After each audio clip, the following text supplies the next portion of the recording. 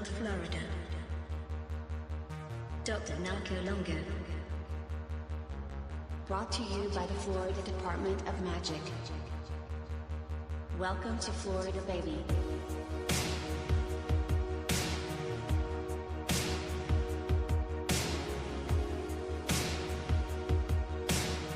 Florida is the original Garden of Eden.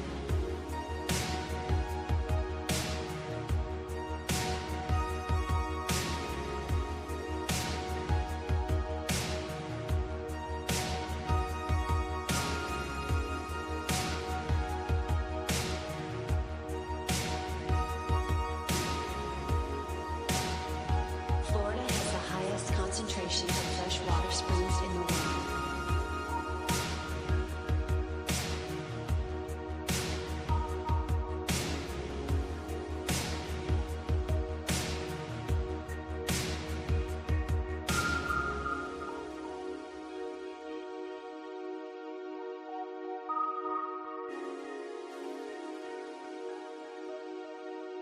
Florida oranges are the golden apples of mythology.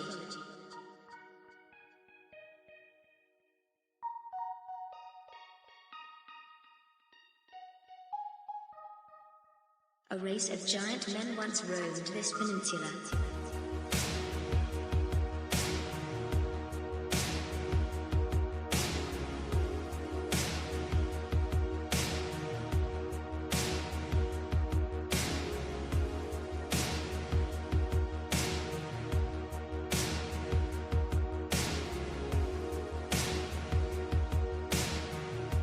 The Smithsonian can suck my balls.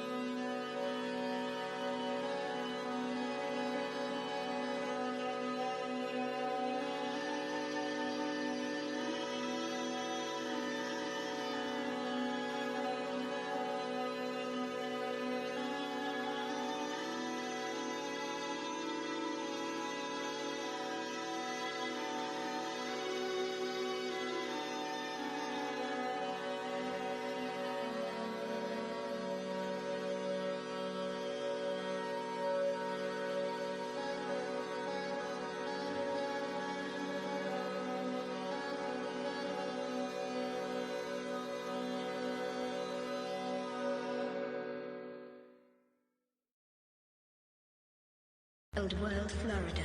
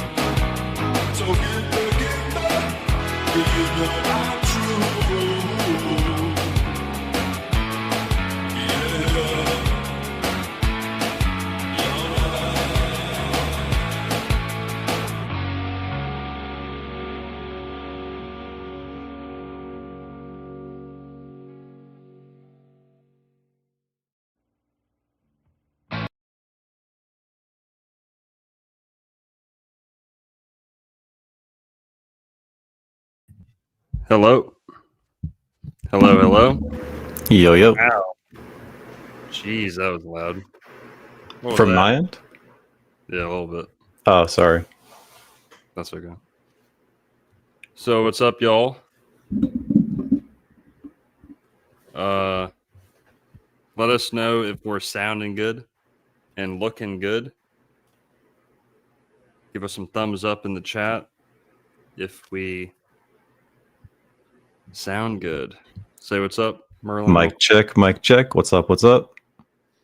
Mic check. So what's up, guys?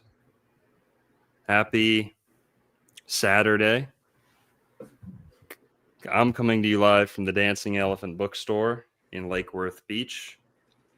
And yeah, we're continuing our Casting Couch Astrology podcast. This is number 5 or 6 or something, I forget. But yeah, not going to go back through them all, but some good stuff in the first 4 episodes or so. And basically, this is astrology for the dudes, for the ladies, for everyone, but by the dudes especially. And we're trying to bring some testosterone to astrology. And we are trying to demystify, destigmatize astrology. And we're going through the basics, but we're also delivering some hard-hitting, deep niche wisdom. Okay, you're not going to get anywhere else. So that's what you're getting with us. You're getting introductory, but also things you won't get anywhere else. So without further ado, tonight we're going to talk about the planets and the gods of world mythology. And Merlin, hate to be a bother, but catching a lot of like white noise or Oh, kind let of me turn down the mic, maybe. Give me 1 air, second. air conditioning noise, I think. But here you guys here. Well, Merlin, I'll let you say what's up tonight, real quick. Yeah, cool. So we're going to talk mythology, and it's just important because these mythologies that occur and reoccur throughout every culture. There's clearly something going on there, and mythologies are how really important information gets transferred and encoded, and it's up to you, the individual, to decode it, right? This channel is largely about occult knowledge, and you guys know the word occult means hidden. So we're looking at hidden knowledge. This stuff isn't right in front of you, but it's there for you to find if you want to find it. So yeah, I mean, tonight's gonna be a banger. We're gonna look at all these different similarities between these cultures and show how it's they're all saying the same thing, and it's all the study of the heavens, God's glorious creation. Is the mic still sounding okay for you, Longo? Yeah, you sound great. You Okay, sound great right on. now. Someone said I was wearing the Jordan Maxwell suit. That blew my mind. Dude, that is actually a very Jordan Maxwell-esque. That's pretty spot Totally. on. I totally forgot he beat me to the Miami Vice. Look, Jordan Maxwell is also a Floridian. You know that? I did not know that. Yep. So, okay. So, guys, planets and the gods of astrology here. Let me put us where we normally sit. Yeah, that's better. That's a lot better. Just give me a sec here to catch my breath. Like just closed the bookstore. Forgive me when I'm late, guys, and the music helps a little bit, but the bookstore closes at 9, and today we closed at like 9:03. Like I was busy right up until the very end. So thank you for being patient, and we're ready to go. Planets and the gods of world mythology. So I'll tell you. Let's start off with this. What got me hooked on astrology? It was oh, you're going to have 5 kids and one of them's going to be missing a toenail. And, it's not fortune telling. It's not that BS. It's not the girlfriend breakup story, ooh, watch out for him. He's a Leo and you're a Virgo and whatever. What hooked me was astrotheology. Astrotheology. Hey, my buddy, Diablo, can you stop spamming? Quit spamming, bro. Thanks. We all saw that. Appreciate your message, but you're spamming too much space. So, what got me hooked on astrology was astrotheology. Shout out to Jordan Maxwell. He talks about it a little bit, but especially people like Bill Donahue, Santos Bonacci. I mean, they're like the king. Santos was my favorite astro teacher, 10 years ago, 5 years ago, still today.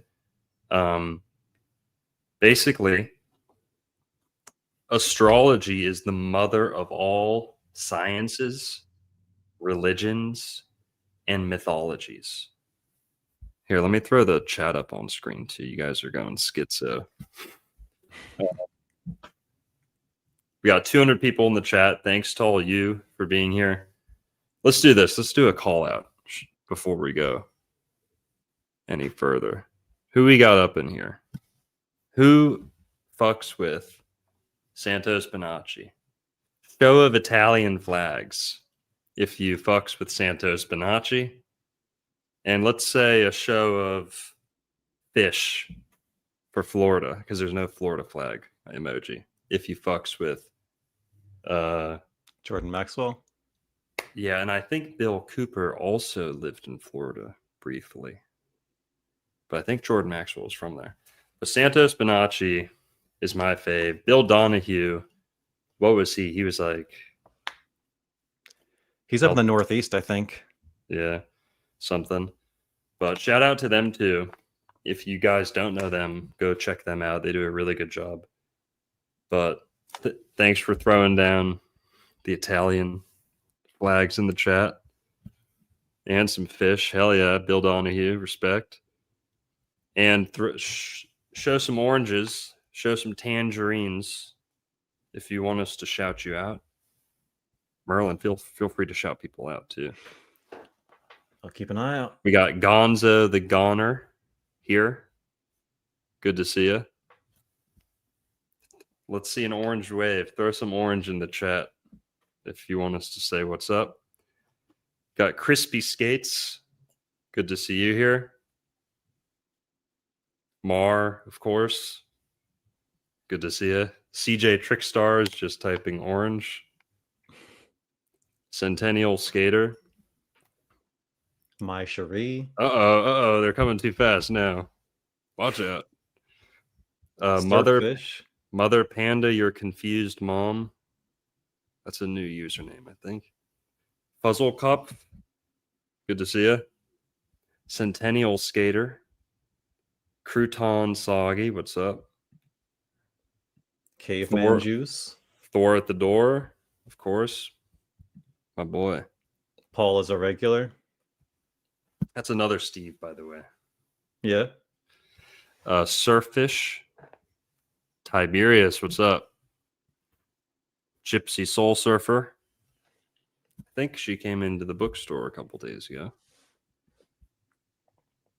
Sarah and Arnold just came into the bookstore right before I hopped off. They were here up till 9 o'clock, hanging out. 30-second golf lessons. What's up?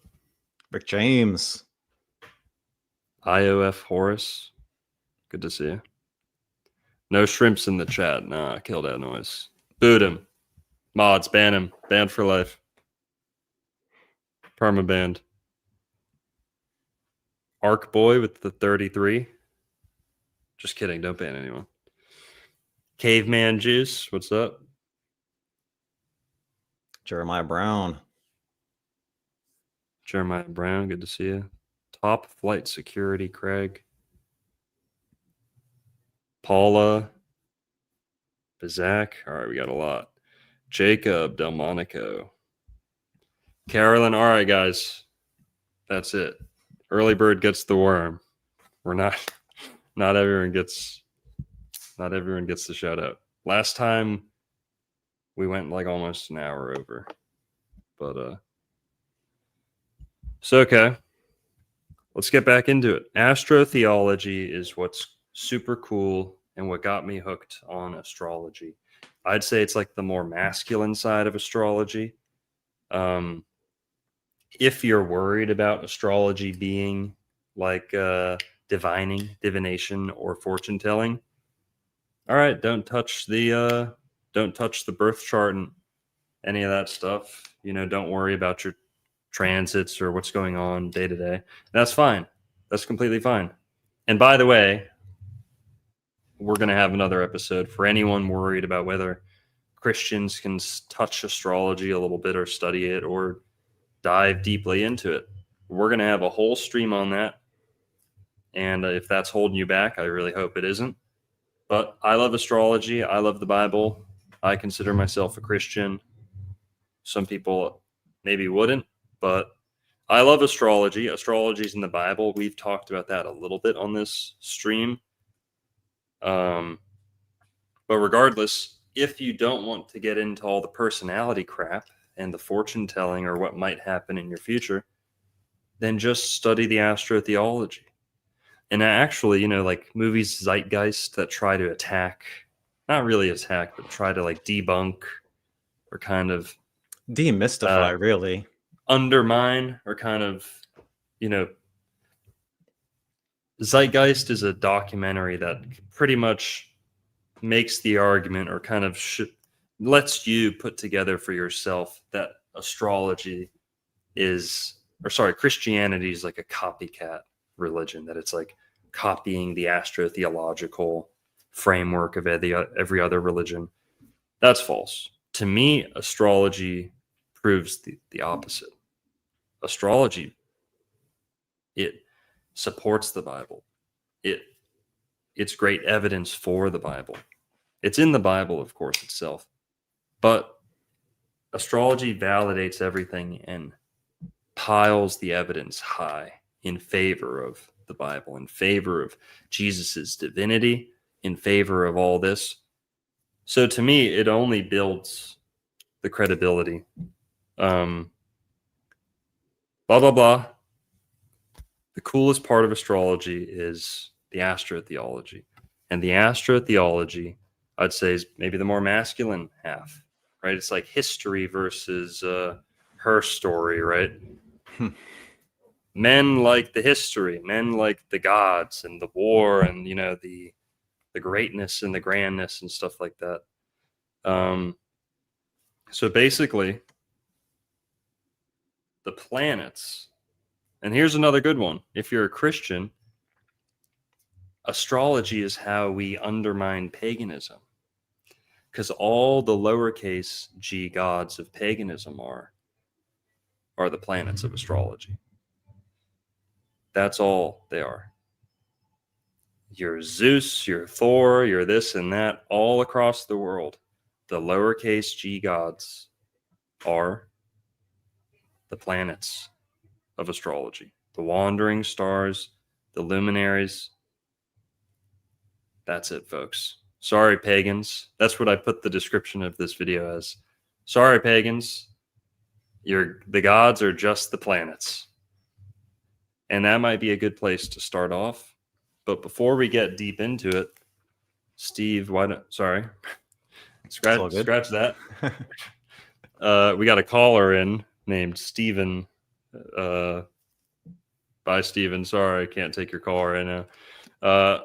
Merlin, what do you think about the gods? What should people know starting off, and kind of like how'd you get into this? I'm sure astrotheology is like a big passion of yours. I know it. Yeah, same as you. Through Santos, through Bill Donahue, through Jordan Maxwell, and then really just studying astrology myself. I'm lucky that I got into astrology not through modern astrology, but I started that with all like the classic medieval books. Firmicus Maternus, Marcus Manilius, Bonatti, um, William Lilly, all the greats, I think, of medieval and even Roman and Hellenistic astrology. And that shit is way more masculine than modern astrology. It's not even close, guys. And every good astrologer in their introductions, and guys, read the introductions, they're so beautiful. They always give reverence and praise to God. Like literally, you go through a good introduction and you're gonna see the first thing you must do as a good astrologer is you must give praise and reverence to God, not the gods, but God, the creator. Because when you understand this stuff and you start learning the patterns, God's intelligent design is so evident and obvious in the heavens. It is the most beautiful.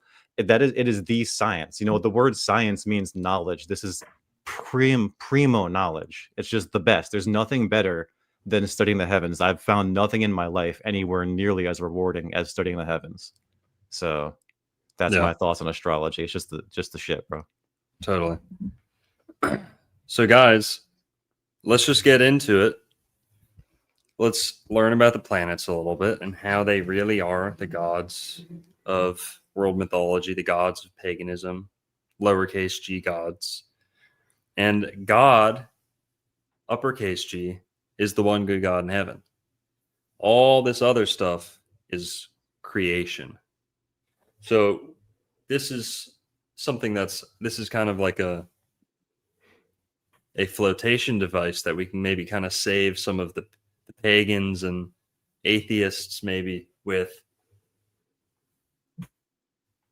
The issue with paganism and the mythologies, and maybe how astrology can be misused in any practice. You don't want to worship the creation. The issue with paganism is that they stop with the planets. They stop with these lesser deities. They pay no attention or no honor to the supreme deity, or they, relegate that to some other deity and say, oh, no, no, no, no. No other pantheons capture the everythingness and the authorship of the one good God in heaven. So that's where most astrologers go wrong. Maybe they're too caught up with the planets. They don't look past that. We here try to point to the one good God in heaven behind astrology. Astrology is just one of God's many sciences. I'd argue it's the mother of all sciences, but so glory to God. We don't put our faith or our prayers in any of these planets, okay? But it would benefit you to know how to harmonize with certain rhythms of the seasons and the week. And, the planets rule that stuff. And why is Mars March? Why is March Mars? And why is, wouldn't you like to be at least literate in all this stuff? You don't have to place all your belief and all that, but people should know, where do the days of the week come from? Where do the months come from and all that? Blah, blah, blah. What are the planets? Why are they connected to the gods? So starting off, our planets are named after the gods. Us today, here in the modern Western world, speaking English, we still today call the planets by their corresponding gods, the lowercase g. We use the Roman pantheon, with one exception, maybe a couple exceptions if you're poking around the whole solar system. But if you're looking at the 7 major planets of astrology and maybe the 3 extra planets, semi to non-visible planets, so Moon, Mercury, Venus, Sun, Mars, Jupiter, Saturn, crossing over from the visible to the non-visible, then we have Uranus, Neptune, Pluto. Okay. Well, guess what? All of those are names of Roman gods, except for one. So watch out for that one. It's Uranus, by the way. And let's go through them. I don't know if you've got anything that corresponds to the Roman gods, It's up Merlin. right now. All right. Let's hit it. Days of the week and the gods. So, starting off with Monday, Moon. Moon, right? In the Roman pantheon. Well, let's put the days of the week to the side because they're kind of mixed, Latin and Germanic names. But just focusing on the gods real quick, you have the moon, right? Yeah, it's Luna. It's up. Can you see my screen? Yeah. You have Okay. Luna. Yeah. Thanks. And just going in order from bottom to top. Okay, good. Thank you. You have Luna, Mercury. You have Venus, Sol, which is the sun, right? Mars, Jupiter, Saturn, Uranus, Neptune. So moon, we say moon, mon, that's kind of a Germanic thing.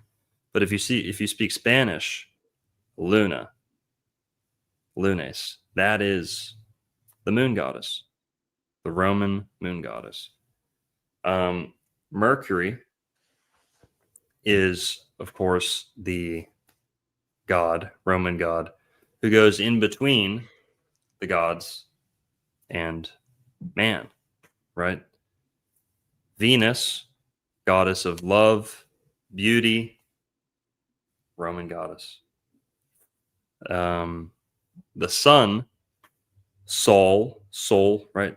Sol Invictus. Sun, more of a Germanic name, sun and the moon. But Sol, like solar, the soul, all that. Mars, god of war. Okay, notice that. So these gods, what they rule, they're going to be pretty consistent through all the pantheons. Not totally consistent. You'll see some curveballs in almost every pantheon. But for Mars, Martes, of course, in Spanish. Then we get Jupiter, also known as Jove, right? Yep. Then you have Saturn. There's the 7 visible planets.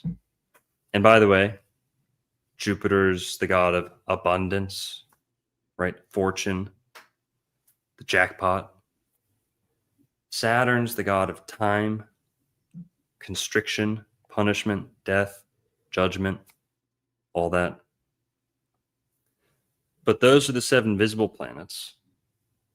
What's the curveball here? Uranus. Uranus is the Greek name for that god planet. Uranus is unnamed, or we don't have the Roman name for it. Why'd they go back to the Greek? Well, I don't know, but we can find a clue by looking at January. Uranus is probably Janus, because Uranus is associated with Aquarius, ruling Aquarius, co-ruler with Saturn. And then Aquarius starts in January. So January is Janus, the month of Janus, and it marks the beginning of Aquarius. So that's pretty concrete evidence for Janus being Uranus, right? And you can see the etymological link there. Uranus, Janus. Spanish, a lot of people say their Y is like a J. Janus, right? You see how that can easily morph from Uranus to Janus. So pretty case closed. There is another god called Caelus, who's maybe a Roman sky god, who might have been a substitute, or there might have been a change up of the identity of the sky god, and that's why Janus might have gotten tossed to the side. But Uranus is a Greek god, Oranos. I don't know if maybe the solar system with the big gay gangbang and the solar system, they just chose the gayest planet name they could, Uranus, but Oranos is a Greek god. So what does this one little kind of mistake or exception tell us? It tells us that there's an equivalency.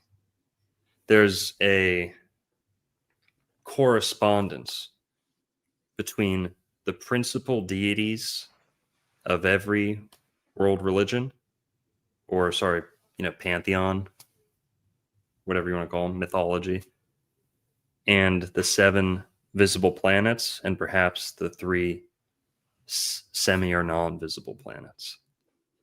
So the 7 to 10 principal deities of any mythology should correspond to those planets. And so that's what we're going to go down the list of tonight. We're going to go Roman, Greek, Egyptian, Finnish, Norse, Germanic, Celtic. We'll see how many we get through, but we're already a half hour in. So, boom. Let's go down the planets. Anything you want to say? Yeah, Merlin? so you could say even like you were talking about the connection between Uranus and Janus. And you guys can see here the day for Thursday is Dies Iovis. And like a lot of times in ancient languages, guys, in older languages, J and I are interchangeable. If you read an authentic King James Bible, you will see the J in Jesus becomes an I. For same thing for Jews in the Bible, it's Jus. It's all J to I is very, very interchangeable. And you can see even the shape of the letters, it's got the dot and then the either a curved line or just a straight line. They're very, very similar. And that's why there's a lot of soft J's in Spanish and Latin languages. So, and then also Yeah. when it comes to Jupiter, real quick, guys, we just came off of a Jupiter holiday. Jupiter rules Sagittarius. Thanksgiving is always on a Thursday. And why is it the fourth Thursday of November? Because the earliest day that could be, if the 1st of November was a Thursday, then the fourth Thursday is November 22nd. And that's always the first day of Sagittarius. That's why Thanksgiving is the feast of Jupiter. And Yeah. like Longo was saying, Jupiter is all about expansion. If you think of like a god with a cornucopia, that's Jupiter. That's him with the feast, feasting, be merry by the hearth, by the fire. It's a very Sagittarian, very Jupiterian holiday we just came off of. Yeah. So, Man, we're gonna have to do a holiday stream next year. We missed a good one there, but like Merlin said, Thanksgiving is the quintessential Sagittarius holiday. So Halloween is the quintessential Scorpio holiday. It ushers in Scorpio. You know, give it a week to kind of warm up, and then boom, you're full into Scorpio. October 30th or 31st, whatever. Boom, you're in it. Sex, death, dungeons, darkness, all of it. The candy, totally giving into your vices and, all that. That is Scorpio, Scorpio, Scorpio. Sagittarius, our holiday, our welcoming festival is Thanksgiving. What does Sagittarius rule? Abundance. And Jupiter, right through Sagittarius. Abundance, travel, wisdom / conspiracy theories. Okay. What is Thanksgiving known for? yeah. Travel, abundance, stuffing your face, and conspiracy theories.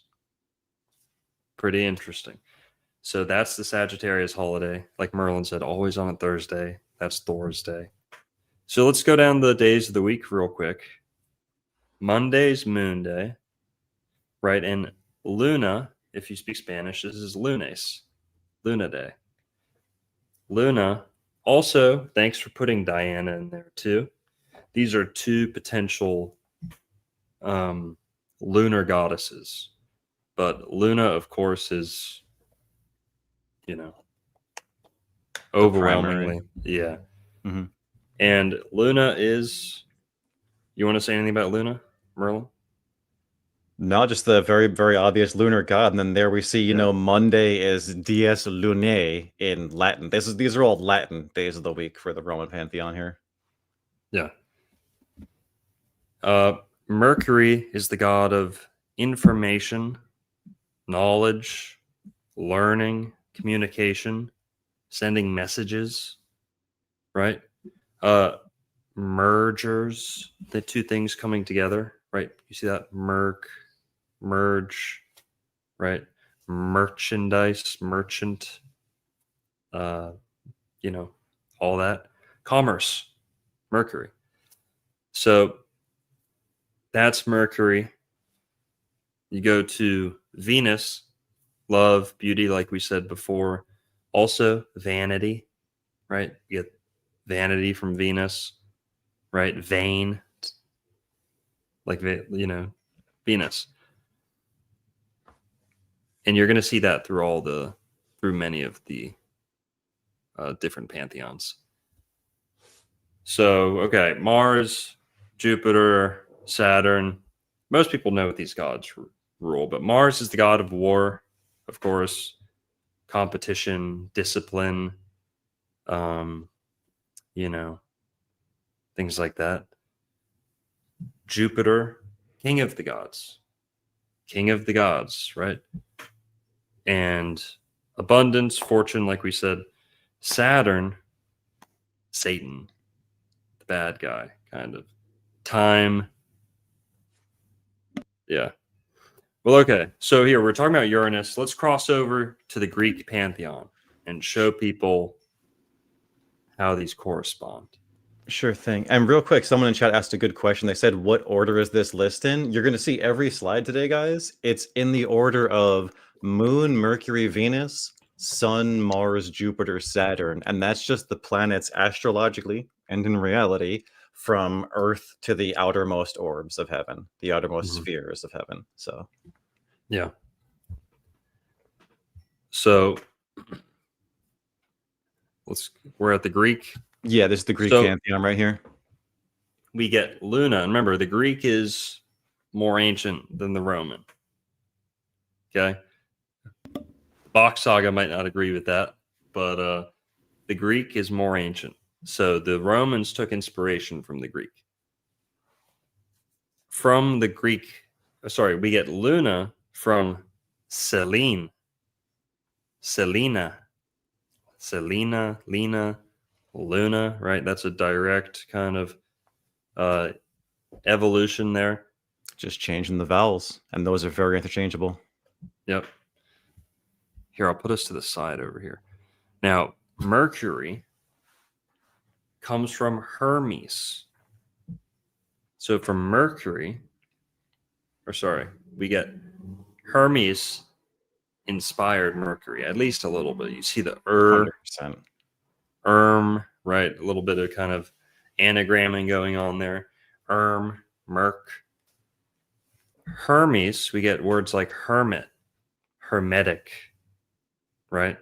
Hermano, brother, So Hermes, another messenger god, another in between, right? Both are pretty quick, nimble, fast, right? And they're concerned with either education or communication at the very least.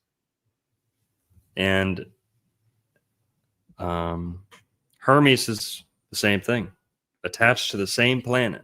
So the planets are beacons in the sky for each of these deities, if you want to call them that. Venus used to be known as Aphrodite. So the Greek name is Aphrodite. And what's funny is, remember, Venus, vain, vanity. Well, from Aphrodite, we get words like aphrodisiac, right? Aphrodisiac. Yeah, Venus rules erotic love. Yeah. Seduction. Yeah. Now, Aphrodite, this is where we're going to get our next crossover, is going to be by kind of talking about the days of the week. The Germanic pantheon is what's next. But the sun, right? Remember, sun is Germanic, but Helios was Apollo. Helios is the Roman. Apollo is the Greek. Apollo's the Greek. And Mars, here's a good one. This one's good for astrologers. Mars used to be known as Aries by the Greeks. Well, guess what? The first sign of the zodiac is Aries, who's ruled by Mars. So that makes perfect sense. Jupiter, of course, used to be known as Zeus or Dios. Zeus, Zeus, Dios, Deus. And that's a pretty old word too. But Zeus is also the king of the gods, right? The Olympians, whatever you want to call them, the Council of 12, right? So Jupiter and Zeus have a lot in common, of course. They're both kind of storm gods. They're either associated with storm or electricity. Thunderbolts, right? They both have the thunderbolts. And yeah, Jupiter and Zeus. That's pretty apparent, right? And these aren't a big shocker. Everyone knows this, but we're starting with the easy ones, the easy parallels, so you guys can see. You can take this schematic and kind of like, move it across different pantheons and make sense of them. It's kind of like understanding, how would you say it? It's like understanding conjugations and suffixes and prefixes and going from language to language and just kind of like cheat coding, the language, like Santos Bonacci can teach you to do something like that. So Thursday, right, coming from Thor, that's another Germanic one. But let's hang on. We'll get to that. Saturn used to be known as Kronos by the oh well, here, let's go back to Zeus. Let's go back to Zeus real quick, okay? Jupiter, we get a lot of words like Jew, Peter, right? But Zeus, people don't know about Zeus words too much. All those Dio words, Dios words, right? Tio, Theo, all those can be associated with Zeus. So theocratic, theological, all that theo, dio, meaning God, goes back to Zeus. Also, words that start with su, like success, succeed, okay? To sue for peace, sue for money, right? A lot of times having to do with abundance or the swelling of assets, right? Like the acquiring of assets. So sue words, theo, dio words, a lot of these coming out of Zeus. So pay attention to those. And when we get to some other pantheons, you'll see how many words come out of all this. Saturn came out of Kronos, used to be known as Kronos. So in Saturn, we get words like sad, sat, earn, right? Satire, sad, like you're sad. Sitting around, you sat around all day. Earning your work, slaving, or you die and you're cremated and put in an urn, right? All these sad, end of a cycle terms. Chronos, you get the same thing. Chronological. Chronic. It means time. Saturn's the god of time and space. So Chronos is chronological. Chronos is chronic. Right? And from crow, we also get words like crook, criminal, crazy. Not good. Under the influence of Saturn or Chronos. Right? A crony, right? You're a henchman, mindless slave. Right? Chronos. A lot more to be said. Now, those are the 7 major planets. Let's go through the days of the week, and now we're going to get our entree into the Germanic pantheon. So Sun, right off the bat, that's not really a Greek or Roman name. Sun is, let's go, do you have Germanic? Yeah, right there. Perfect. So Germanic pantheon is where we get about half of the English words for the days of the week. Sun, that's also just the sun in the sky. And moon. Sun comes from Zun or Zona, Sun, however you want to say it.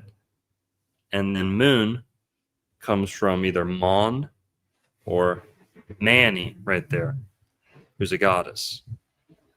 But many, right? Many, I love this. The moon multiplies. How many times do we say that in our lessons? Sorry, we got a fucking biker gang going by. I don't know if you can hear that, but it wasn't too bad. The moon multiplies. The moon makes one into many. Many multiplies. Cell division. The crab having the most children of any animal, or close to it.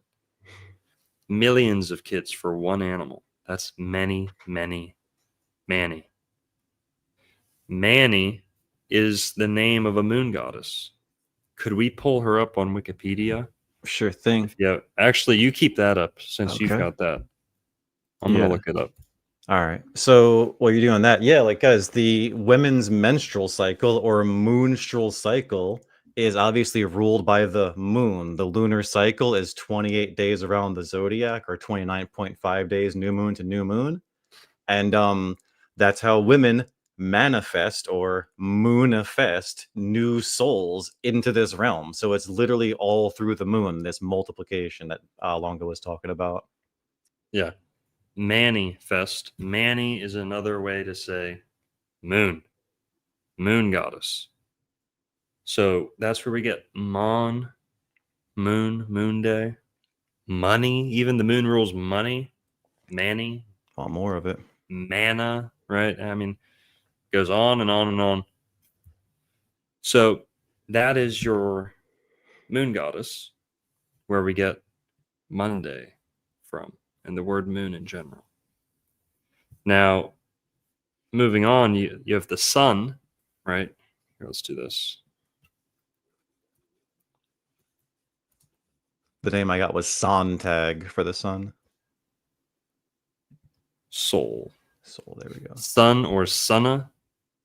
Zun, however you want to say it. Suno. There is your sun god. Solar. When you're saying solar, you're talking about soul. Saying sunny. Sun. All right, back to Merlin's stuff. Now, sun day, moon day. All right, we got those down. Then what? Tuesday. Tuesday, again, not a Roman god. It's Tyr, also known as two, Tyre, Tyr, two, however you want to say it. And so from Tyre, we got Tuesday. Tuesday. From Tyre, we get words like tirade, tyrant, Tyrannical. tyrannical. Yeah, tired. You're all worn out. You've been exercising, being martial Yep. all day. You're tired. Or, the tires on your car doing all the moving, pushing, the burning, right? The tires. So from Tyr, we get all these hot words, fast words, fight words, mean words, Tyr, right? And, even tears you can throw there, put that in, or tearing something, right? Violent. So that's all Tyr. And from Mars, we got martial arts, blah, blah, blah. Let's go look at Tyr real quick. Tyr is a god of war. And he's missing a right hand, missing a hand. So he's got one hand. That's going to come up with some of his equivalent gods. Oh, you guys aren't seeing what Not yet. I'm seeing. Here's Tyr. He's got one arm or one hand.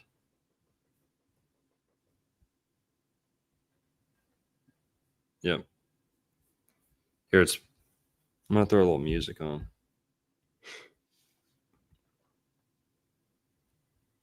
One sec. Yeah, and guys, all these different cultures reach these similar conclusions about, Mars being the god of war. That's in every mythology. Do you think that's an accident? There's no chance. Yeah. Oh, the greatest proof for that is if you go all around the world, like to China, they have the same 7 days of the week that they were tracking independently long before they ever heard of the Bible or this or that. They had 7 days of the week, and each planet had a day of the week. Sun, moon, and then the 5 wandering stars. Same thing.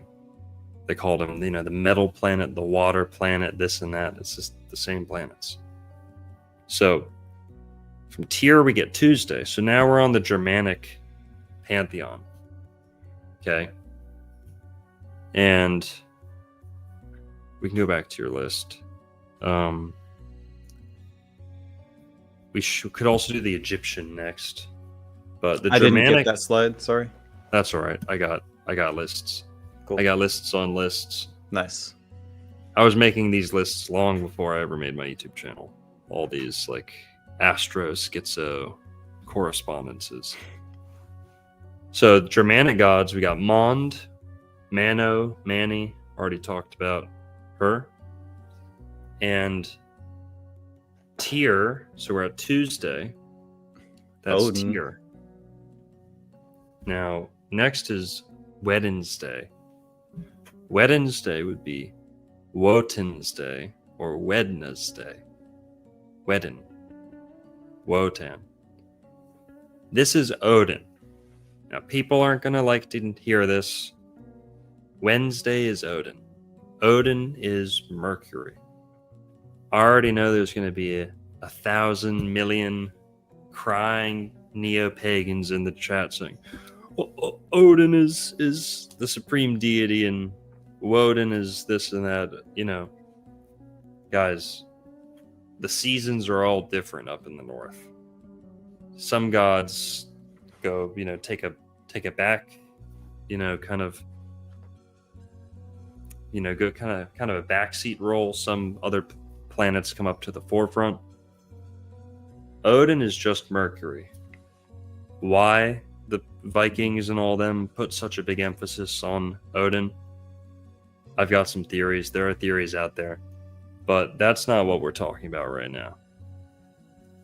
The fact of the matter is, Odin is Mercury. Odin, you get words like ode.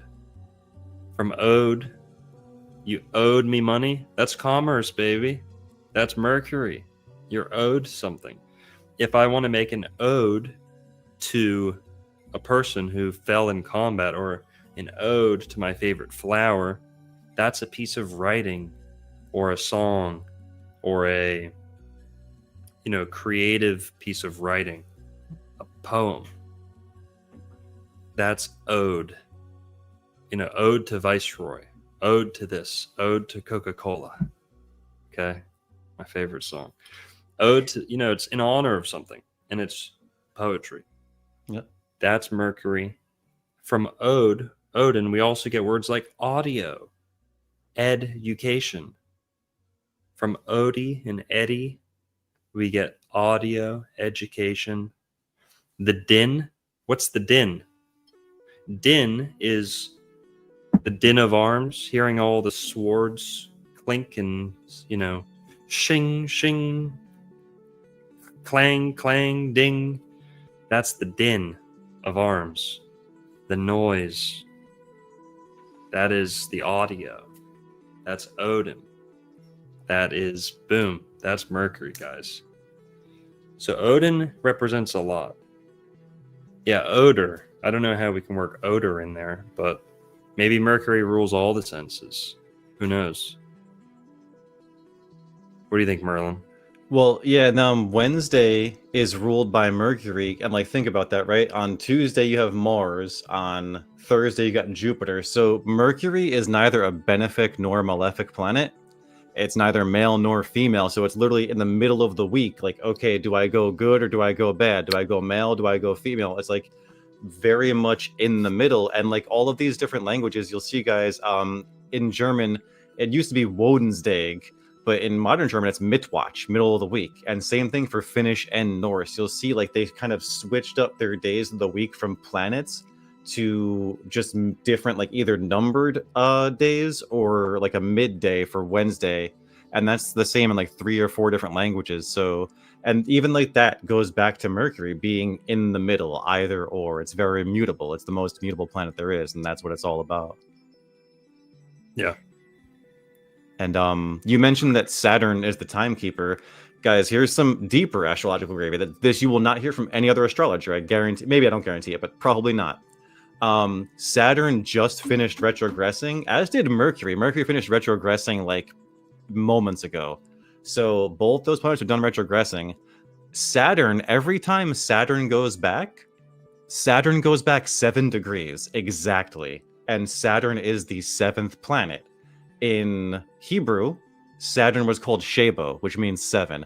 So it's the most meticulous, and that's why it was the timekeeper, because it's so meticulous with its retrogressions and with its movements. That Saturn is incredible studying those patterns. So I'll land that there. Yeah, good info right there. Real quick, let's shout out some super chats. Sarah Bisnet, she and her lovely companion, boyfriend, husband, I forget. Sorry. Arnold just came into the bookstore. Great people. Really appreciated them coming in. It was a good conversation. Thank you, Sarah, for the support. LA Go Forth just became a YouTube member, and Sarah became a member. Thank you, guys. Rob T-R2D, $2. Creamed my pants watching the intro. I think this is the Rob who connected me with the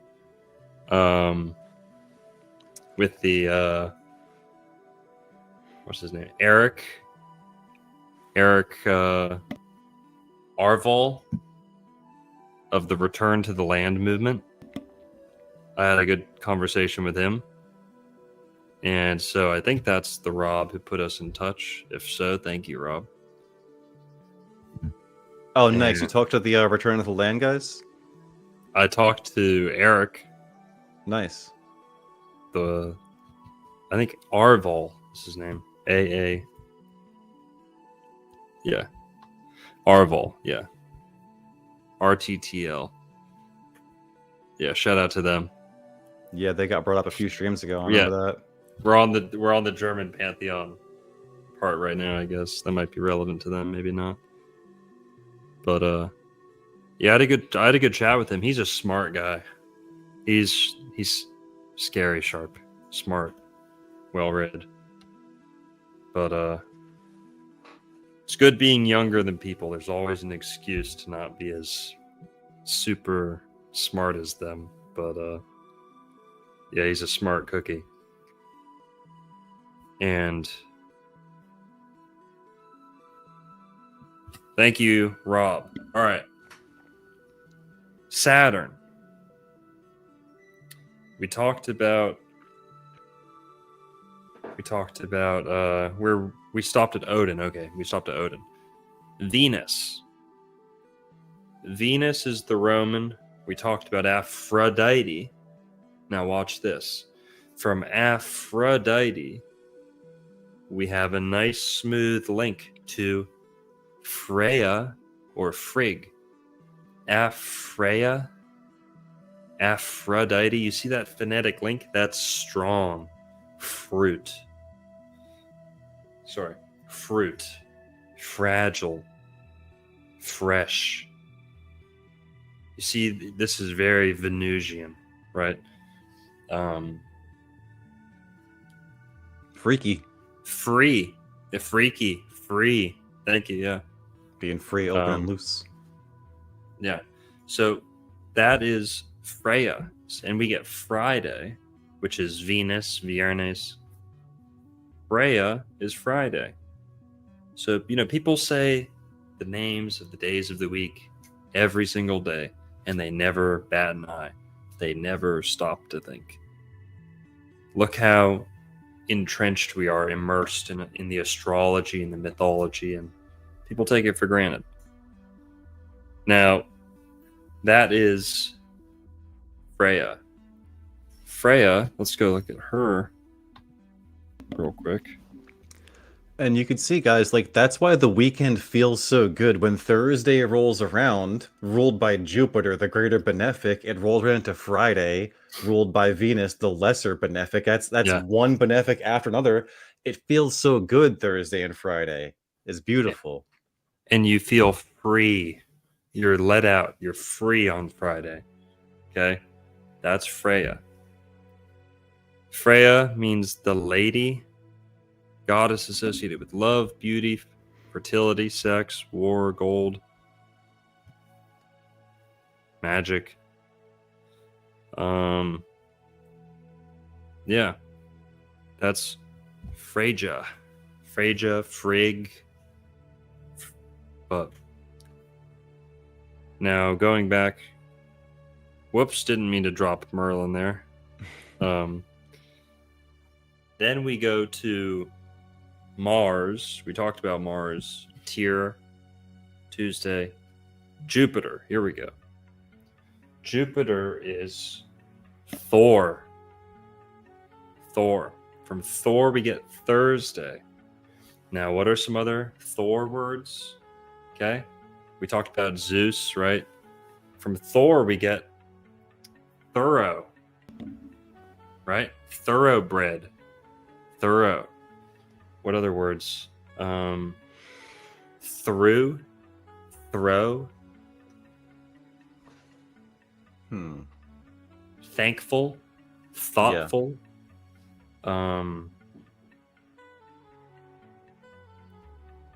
Really, that's what it is. What Like other? thankful, because guys, like when they say the gods, they did think of Jupiter as being most associated with God because Jupiter is so benefic. So that's why there's so much reverence for Zeus or Thor in particular in the Greek or German traditions, because he's the most benefic, and we know that God is ultimately benefic. So Jupiter is his spirit, one of his spirits. It's very representative of God, and that's why there's such a big mix-up between Jupiter and God in ancient traditions. Yeah, also some Thor words, Fa and Tha would kind of get blurred a little bit, especially with the runes. That's a good one. Someone said fortune is like Thor's chin. Fortune, Thorchin. Authority. Thank you, guys. Thank you. There you go. We're trying to start the words, but author, authority. That is Thor. Thank you. Someone said Thorskin. This guy's funny. Thorskin. Thorn. Now that might seem like it has nothing to do with Jupiter, but Jesus, who's also connected with Jupiter, had a crown of thorns around his third or thord eye. Crown of thorns goes around the third eye, around the band of, the head, the forehead or the Thor head. The crown of Kronos goes on the tippy top of the head, the crown of the head, the yarmulke part. So the thorn crown goes around the third eye. That's interesting. Jupiter rules hunting, and Sagittarius is the archer, and they shoot thorns basically, and as their arrows, they're shooting thorns essentially, either to hunt, Yeah. Thrust. That's a good one. That's a good one too. All in the hips. But okay, so now people were saying thoughtful, right? And I said thoughtful. Yes and no, because when we get to thought, we're gonna get to Thoth. So wait till we get to the Egyptian pantheon in a sec. We'll talk about Thoth and Thoth. Same thing with Odin. You see that root, Od, Odd, Thoth, Thoth, right? Thoth, thought, Odin, Thothan, right? Bend it just a little bit. So from Thor, we get words like thorough, authority. Those are the big ones. And Thursday, from Saturn, right? Who's Saturn? Now, it's interesting. You left Saturn out. Not many people know who Saturn is. Did you? No, it's in there.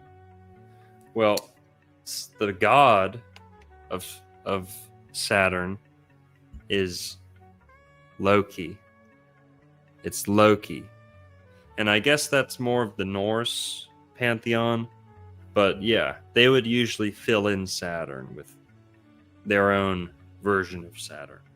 But in some of the Celts, they do the same thing too. So yeah, sometimes, it's good to leave the worst planet, like the planet of your enemy, right? Just use your enemy's name for that planet. Might be the reasoning there. But so from Germanic, let's go right next door to the Norse pantheon. Now you've got the Norse pantheon too. Perfect. Yeah, and it's very similar to Yep. what I found for the German. And it should be. Yeah. Very similar. Mani the same. Odin the same. I got them literally all the same. I didn't get Loki Freya, in there. Frigg. Well, that's where we go. And you can see kind of the inspiration or the connection with Loki at the bottom. Bath Day. Loker dog, however you say this. Lauker dog, however you say it. That would be Loki's day. Saturn is Loki. So I guess that's the only one we really got to talk about. Is most of them are the same, the Norse, the Germanic. I do have the Germanic ones: Mond, Wotan, Friggo, Sunna, Tyr, Donner. That's what we should have said for Germanic. It's not Thor, it's Donner. That's the real Germanic Thor. So in Germany, they say Donnerstag for Thursday. Donnerstag for Thursday, not Thor's Day.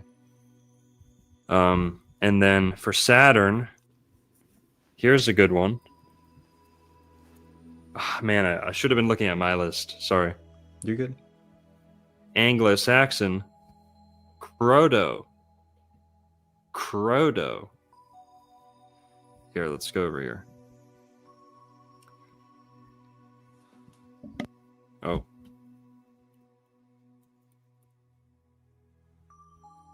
Crodo, Germanic god of the Saxons. Crodo. Crud, crumb, crummy. Right? Not so nice words. Crodo. So Germanic / Anglo gods: Mani, Woden, Frigg or Fridge, Sunna, Tyr, and Donner or Thunor. Donner. So Germanic, Anglo-Saxon, and going back to the Norse, instead of Crodo or Crado for Saturn, which is interesting because isn't that interesting how in Germanic they're actually going back to seems they're closer to the Greek with Crado, Kronos, Chrono, Crado. Well, in Norse, Saturn is Loki. Now, some people out there try and say Loki is Mercury. No. Okay. Loki is Saturn. I can prove it to you. The phonetics is what proves it. Loki, let's go have a look at him. Yeah, I mean, personally, I would make that argument that Loki was more mercurial, honestly. Like that, Okay. he's like I would say he's a more, because if Mercury can be either benefic or malefic. I'd say he's a malefic Mercury, whereas Odin is the benefic Mercury. And that's like talking about astrology. Like if you have a birth chart, right? If you have a badly placed Mercury, that's terrible. There are a few things worse than a badly placed Mercury, and that's very malefic. Whereas if you have a good Mercury, that is incredibly good. So that's the Odin. And I'd say that Loki is the malefic Mercury, the trickster, the duplicitous one. And I would say that just mythologically too, because he's the son of Odin. And then also Loki is an opposition to Thor, which is Jupiter. And Jupiter and Mercury, their signs literally oppose one another, and they rule all the mutable signs together. So I would give it that argument, personally. Yeah. Hey, you're not alone. A lot of people say Loki because it's kind of trickstery, has a little bit of a mercurial nature to him. There's a good case to be made. Now I'll tell you why I think it's lock and key Saturn. All right. I think it's overwhelming. Loki is the Norse Saturn, in my view, because we get words like lock and key. That's as Saturnian as it gets. Lock and key, imprisonment, constriction. Also, the low key. If you're trying to keep something low key, you're moving in silence, right? You're being patient about it. That is very Saturnian. There's high key and low key. Let's also think about the piano. The high keys, ding, ding, ding, ding, ding, ding. The low key, ding, ding, ding, ding, ding. That's Saturn. The bass, the low, the dense, the lower frequency, the low, low, low key. Also, in the Bible, we get Moloch, who is without a doubt very Saturnian. Moloch, Loki, lock and key. That Moloch. Well, that's most. Sorry, go ahead. No, go. You go ahead. L and R are interchangeable, right? So Moloch can become Murrock, Mercury, a very badly placed Mercury. No. And then look at the Wikipedia you have pulled up, bro. It literally says Loki was impregnated by the stallion. So he literally turned into a chick and got impregnated. That is hermaphroditic in nature entirely. Right. So now Saturn's symbol was also a serpent. So Mercury was sometimes a serpent. Saturn was also, and the world, whatever. Okay. Loki, sorry, man. Location. Saturn is the god of space and time. Loki is where we get words like location, local. That is Saturn. Saturn's wife is Rhea, area. So time and space. Saturn and his wife, Rhea, time, Chronos, space, Rhea, area, chronology, area and chronology. That's time and space. So Loki, I think it's pretty case closed, locked up, key and lock. It's all done, but maybe it is Mercury. There's a case to be made. I also got to say, what about Lucifer? What if it's just Libra? What if Loki's just Libra? Air sign like Mercury. Saturn exalts and Venus rules. Venus is Lucifer. Look and key. Look, Lucifer. I think it's very Saturnian. I'm overwhelmingly convinced of Saturn, but it could be Mercury, which many people think, right? I'd actually say, to throw you a bone, Merlin, I'd say more people online think that Loki is Mercury than Saturn. But hey, I think it's got to be a malefically afflicted Mercury, whereas Odin is the benefically, gifted Mercury.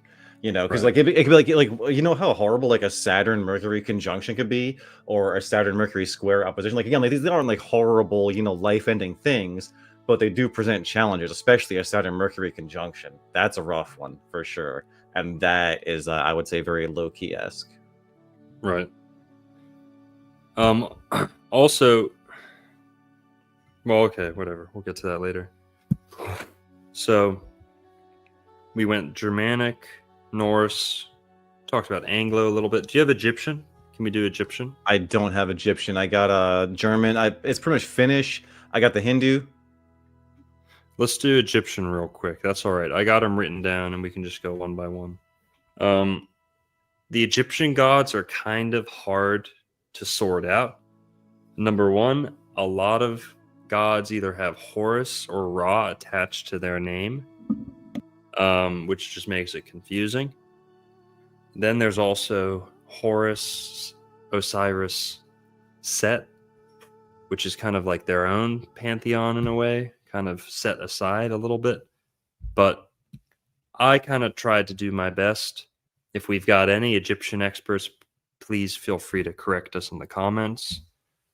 or the live chat. But the Egyptian pantheon, the moon. Let's go one by one. Khonsu. Khonsu. Consummate. Oh, that's a good one. That's a good one. Consummate. It's also very Cancer, consistent, consensual. That's just very Cancer coded. So I think this one's overwhelmingly, it's Khonsu is the moon. Cancer, right? Pretty much 1-for-1 with Cancer, Khonsu. And like he said, consummate. That's perfect. Very lunar, mother, wife coded. Constipation, consume, yeah. Consume, yep. All Nice. Cancer words too. But Nice little crescent moon on the head there too. yep, full moon and a crescent moon. Yeah. So Khonsu. That's great. Lunar goddess, Khons, Kensu. Okay. Now, what about Mercury? Well, Mercury is an easy one. Mercury is pretty case closed. Thoth. Thoth is the Egyptian god of thinking, education, teaching, learning, sciences a little bit, and writing, hieroglyphics, science, magic, all that. Thoth, we get words like thought, thoughtful, thought, right? Think. Some more words, thorough, right? You got some in common with Thor. There's nothing wrong with that. Thoughtful for sure, though. Your thoughts come out of your mind. That is Mercury. Someone's thoughts are going to be affected by how their Mercury is affected in the chart. And it Yeah. says there in the Wikipedia page, it says he is the god of the moon. And a lot of times, guys, especially with Thoth, Hermes, Trismegistus, Mercury and the moon amalgamate into a singular deity sometimes because Mercury and the moon are the mind, right? The moon is the more emotional side, and Mercury is the more analytical and thought and airy, Yeah. controllable side of the brain. Go ahead. And the Thoth moon connection has nothing to do with the moon being motherly or goddess or nourishing. It has to do with the measurements and the speed of the moon and the tracking and the practicality of the moon and how necessary it was in certain sciences or like baking or doing chemistry, right? You need to know the moon phases. That's where the moon comes in. So that's that's pretty misleading to say, god of the moon. No, if anything, god of the lunar calendar or lunar timekeeping, something like that. So, speaking of moons, we got a beautiful half moon tonight, guys. Go check it out after the show. Rob T R2D with the $5 says, "Glad I could do my part in furthering the people's awakening." Yeah, you did. Thanks, Rob. God bless. So Thoth, thought, you see that connection with odd. Oh, also Odin, odd. To be mercurial is to be weird, to be queer, right? Curious, Mercury, right? Very curious. You're an odd fellow, right? Odd person, right? Yeah. Kind of a little queer, right? A little weird, a little mercurial, like in between the genders, but also very inquisitive, right? Curious, odd, odd, Odin. So also Odin here's the case closed, guys. Odin had a raven, and the raven does talking. Raven is the parrot. Talking bird, speaking bird, communication. Odin is Hermes, Mercury, and Thoth too. Here's a good one. Thoth is a god of weather too. So the ibis is in Florida, we say the ibis knows the weather. The ibis is the bird that you can tell hurricanes, especially from. That's why in Miami, they have the Florida Miami Hurricanes. And they're the Hurricanes, but their mascot is the ibis. The ibis has I think it's the first or the last bird to move before a hurricane comes. So when you see the ibises, you know a hurricane's coming. And hurricane, you see words like hurry, hurricane, Hermes, Mercury, right? Running, quick. And then weather, right? Mercury is about being in between two things. Weather, when we say weather, it's like whether it's this or that. Weather or this or that, You're talking about the weather in the sky, you're talking about the temperature and that. But then you're talking about weather. That's two options, right? Going in between. So, also either, right? Ether, either this or that. Okay. Moving on. You have Venus. Who in Egyptian mythology is Venus? There's a couple. Could be Isis. There's probably Hathor. Oh fuck! Didn't mean to do that. Hathor.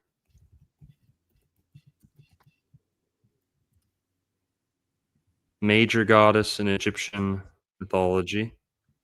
Real quick, so you guys can see Hathor. Sky deity, the mother or consort of the sky god Horus. Where else does she rule? Sexuality, dance, Beauty, joy, love. yeah, beauty, music, dance, joy, love, sexuality, maternal care. That's all Venus. So Hathor is Venus. Isis also, could be thrown in to the Venus conversation. But Hathor, I thought Isis was clear cut moon. nah, Khonsu. And I don't think Isis counts. Isis, Osiris, and I think Horus just straight up don't count. They're their own, like Trinity, if that makes sense. They're not like, how can we say this? It's like I don't know. I forget. It's like, I don't know, Hercules, kind of like Hercules doesn't fit into the gods necessarily, but still a myth, right? But so yeah, Osiris, Horus, and Isis, Osiris, and Horus, I don't think are involved. They're their own kind of trinity going on. So the sun could be Horus, but Ra is the sun god in Egypt. That one's undeniable. Yep. And the noonday sun. Why is that important? Ra. Why is that important? Because Ra is right ascendant. Ra, the highest point of the sun in the sky, where the sun makes a 90-degree angle from, surface of the earth. That's noon. That's right ascension, right angle, Ra. Isn't that interesting? And that's astrologically the midheaven. And again, when the sun's up there, guys, that's the word noon is a mirror of the word on. It's on that way, it's on that way. Every way you look, the sun, the light in the sky is on when it's at high noon. And again, studying Jordan Maxwell, you know that On was the Egyptian city of light, aka Heliopolis. The Egyptian city of light used to be called On. So that's why when we turn a light switch, we turn it on. And then all goes to all this stuff. Hell yeah. That's good. Ra. And then, Horus, Horizon, Osiris, Osiris, and then Set, sunset. But Ra's right ascension, right up there, right angle. Moving on. Mars. Mars is Montu. Montu, god of war. Some people say, oh, Horus is Mars. I don't think so, because Horus is like 3 different gods. That's the thing with the Egyptian. That's the issue with the Egyptian pantheon, is they all claim they're all associated with too many gods, too many planets. It's like they gave the sun different personalities at different time of the day. That's why you have, Horus is the Right. rising sun, Ra is the risen, the radiating sun, radiate, ray, and then Set is, like you said, the setting sun. So it's just 3 different personifications of the sun. And studying that, guys, will teach you about the houses and how you can really learn a lot from studying the houses in astrology, or more particularly the cardinal points specifically. Yeah. So Mars is Montu. Let's see. Montu words. Mountain. Montu. Mountain's cool because the tarot card associated with Mars is the tower. And there's a similarity between towers and mountains. You got to climb them both. And I'd say climbing a mountain and climbing a tower, if it's like for a battle, it'd be very martial in nature. It's like conquering. Yeah. Here, let's see what words. Let's see. Mantra.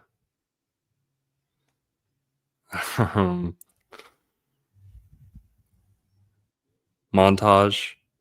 You mount a horse when you go into battle. As an Right. anagram for Montu, mount right there.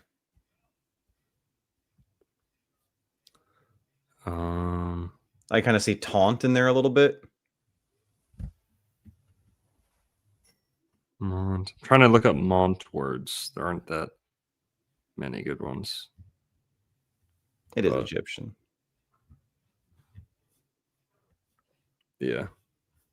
Yeah, it's pretty far off. Well, okay, whatever. Montu.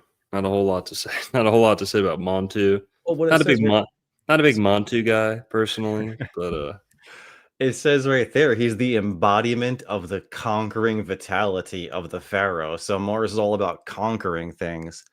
And I forgot who it was, but some guy was asked, like, why'd you climb Everest? And he said, because it was there. That's some Mars shit. That's some mountain shit. That's some Montu shit right there. here's a good one. Jupiter is Amun. Interestingly, blue skin. Right? Remind you of anyone else? Krishna, maybe? Krishna with the blue skin, also a Jupiterian deity. But Amun, major ancient Egyptian deity. Blah, blah, blah, blah, blah. And again, that goes back to Amen, which is, and Amen is an anagram for the name. So it's all about reference to God at the end of the day. Transcendental, self-created creator deity, par excellence. Champion of the poor or troubled. Central to personal piety. So very Jupiterian. Most widely recorded of the Egyptian gods. Chief deity of the Egyptian empire. Right? Sounds like a Zeus, sounds like a Jupiter. And blue skin like Krishna. Interesting. So, Amun. Let's think about some Amun words. Amazing. Amount. Right? How much? What's the amount you're going to pay me? What else we got? Ammo, maybe money, right? Moon, money in there too. Ammunition, right? Storing my ammunition. What are some good ones? Definitely amen. Amen, of course. Yeah, to show reverence, to show, Amen. Amen. So that's Jupiter, without a doubt. And that one's a hard one. You know, people, it's crazy. There's no list out there. People don't make these lists of just the planets and all the pantheons because it's very hard to kind of sort out. Amongst, that's a good one. Amulet, that's a good one. Valuable. Immune, that's good. Look at these. Beautiful. Immune. Good stuff, guys. So, who else? Saturn. And both the benefics guys, Venus and Jupiter, are associated with money because, well, they're benefic. That's why these things are called, they're champions of the poor. But also Jupiter and Venus both have to do a lot with Pisces, the sign Pisces. Venus exalts, Jupiter rules, and Pisces rules finance, money, money. Ammon, amass. Amalgamation. Yeah, that's good. Yeah, coming together, the mass. Yeah, that's exactly it. Jupiter is really the expansion and collection of mass. Yeah. Now we're at Set, guys. Saturn in Egyptian mythology is Set. Sat, Set. That's pretty interesting, right? You sat something down, you set something down. Pretty case closed. But Set, also known as Seth, okay? Saturn, Sat, Set, Seth, Seth, Sephiroth, Joseph, right?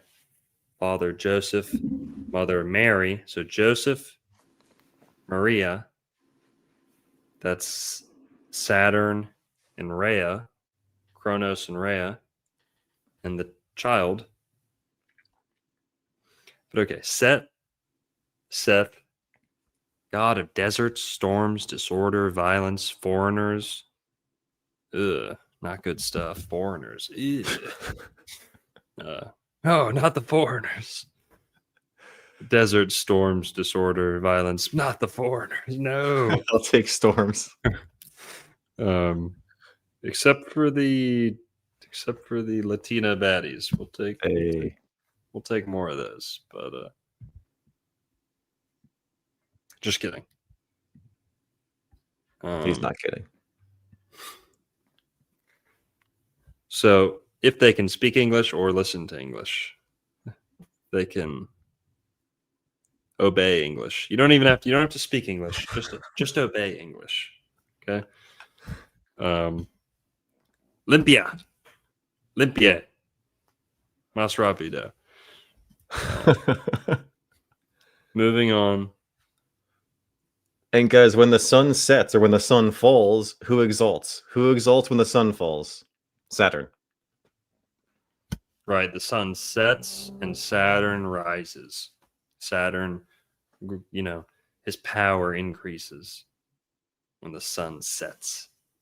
So set, yeah, like the sun is defeated. He's entombed.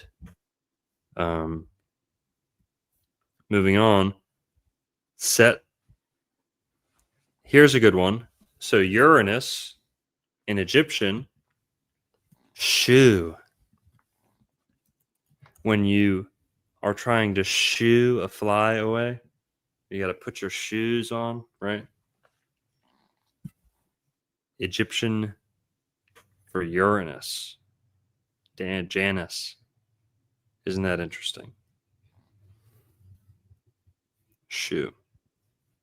Got the feather in his hair. Emptiness, the one who rises up. One of the 9 from the Enneagram, apparently, or the Ennead. That's interesting. Holding up the sky. But okay. And then Pluto, interesting. 2 alternatives, either Anubis, which I think it probably is, because Anubis is the black dog of the underworld, or Osiris.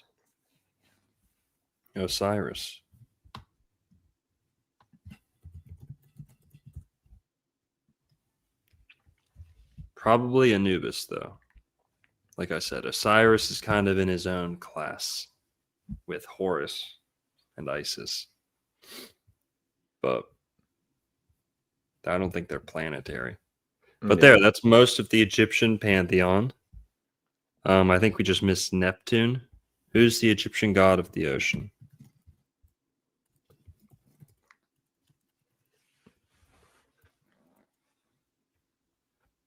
Wajwer. Is that where we get the word water?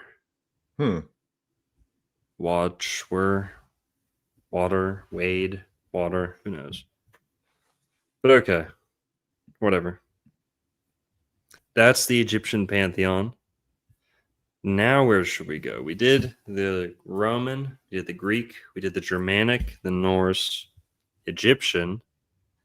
Let's talk about the Bible real quick. Now, I don't know if we're going to get to do all of these, but do you think you have a biblical pantheon? It's right there, yeah. And I just want to touch this real quick because it's going to matter when we talk about these planets, guys. But each of the 5 planets are associated with a different scent. So Mercury is sight, Venus is touch, Mars rules taste, Jupiter rules smell, and Saturn rules hearing. So Saturn rules hearing because Saturn rules meditation. In order to meditate, you must have silence. You got to listen to the inner self. Jupiter smelling, God loves a fragrant smell, right? Mars, you get a taste for blood. Venus, if someone's beautiful, guys, like you see this all the time, like even women do this, like if some like dude is like jacked and ripped, like women will grab at that dude, and men obviously do for women that are beautiful. And then Mercury, like going back to Odin with the eye patch, is all about sight. So here's the Hebrew angelic associations of the 7 planets. And you'll notice, guys, you got Angel, and then every single one of these angel names, they all end with L because they are all of. They're not God, but they are of God. So they all end in L, just like electricity and stuff like that. So which one do you want to start with, bro? Because I got Wikipedia pages pulled up for all these. Yeah. Let's talk about some Bible characters, then we'll get to the angels.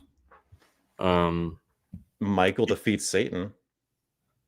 These ones aren't too well thought out on my part, but there are some undeniable links. So Satan is Saturn. That's pretty case closed. It's pretty obvious. Satan is Saturn. It's where we get the word Saturday, Sabbato, Sabbath, Shabbat. The word bad comes from Shabbat, Sabbath. The word bath. Remember talking? The Saturday was called Wash Day in Celtic or some other Germanic, maybe the Norse, I forget. But bath, bad. So Saturn is Satan. That's pretty obvious. But also we brought up Moloch earlier. Moloch, real quick. Moloch or Molech. A word which appears in the Hebrew Bible several times, primarily in Leviticus.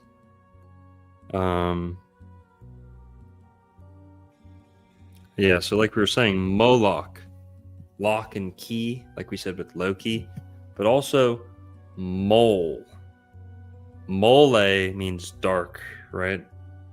I think. And then mole is like a blemish or like a dark, like a imperfection.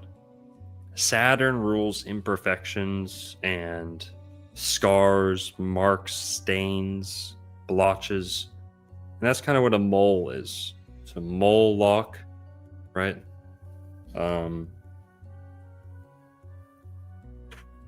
Yeah.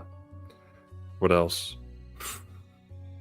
Yeah, I would view him as Moloch is a bull because remember we're kind of talking about the age of Taurus here, so it's Saturn in the age of Taurus, just like ball and bull is kind of similar.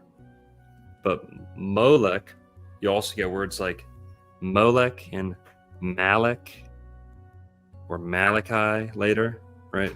Meaning, I think, Lord. Malice. You also get words like malice from this. Malefic, same thing. Yep. Bad, mal, mole. Who knows? The mall. Maybe you go to the mall to be a slave. Sacrifice. I don't know. Molecule. Boom. Very good. Very good. Good comment there. Oh yeah, MLK, Moloch. I always say that. Malik. Got some phoneticists out there. Hell yeah. Mow, yeah. To raise, to mow the lawn. The scythe. To raise the lawn, right? Mow. That's a good one.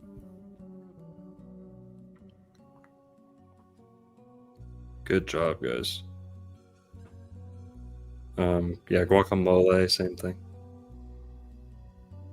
Molasses, could be.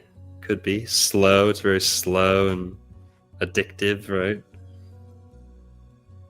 Molest, yep, 100%. That's Molech, all right. So there you go. That's Moloch, Saturn showing up with another name, another mask in the Bible. And this is the god of human sacrifice, child sacrifice. Saturn loves that stuff. So, Jupiter, Zeus, people don't like to say this. Not everyone likes to hear it, but there's undeniable parallels. Jesus and Zeus. Hey, Zeus. Jupiter, Zeus. 12 Olympians, right? Jupiter or Zeus with their 12 gods, Mount Olympus. Jesus with his 12 disciples on Mount Olive, right? Yeah. Crown of thorns, right? Do olive? Go ahead. That crown of thorns is indicative of the sun, guys. Like the sun, the rays of the sun poke out like thorns. Mm-hmm. Ooh, that's a good one. Moloch is milk. Missing kids on milk cartons. Yeah. That's dark. Yeah. Milk. Molech.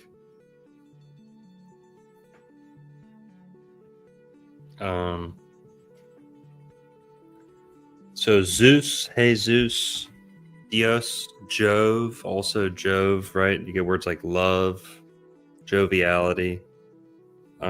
Job was kind of a bit of a Jupiterian story in some ways. Might seem like tragedy and this and that, but the abundance mindset, looking at the bright side, never giving up, always keeping faith, being selected or kind of having a point made of you because you're too good, right? Or like such a good person that people try and test. All very Jupiterian, right? And so you see words like jovial, the sun, Mars. I don't know if we really see them in the Bible too much, but Venus, the morning and evening star. Oh, you don't see the sun in the Bible too much? I mean, what? I mean, like Jesus? Yes. I think it's weak. The sun, that's like zeitgeist stuff, but I think Jesus is more Jupiter. He's the father and the son at the same time. Jupiter, father, son. Go ahead. Yeah, I think just like King Arthur, it's like an amalgamation of those two. Like even the word Arthur, it's Ra, A-R is Ra, and then Thor with his 12 Knights of the Round Table.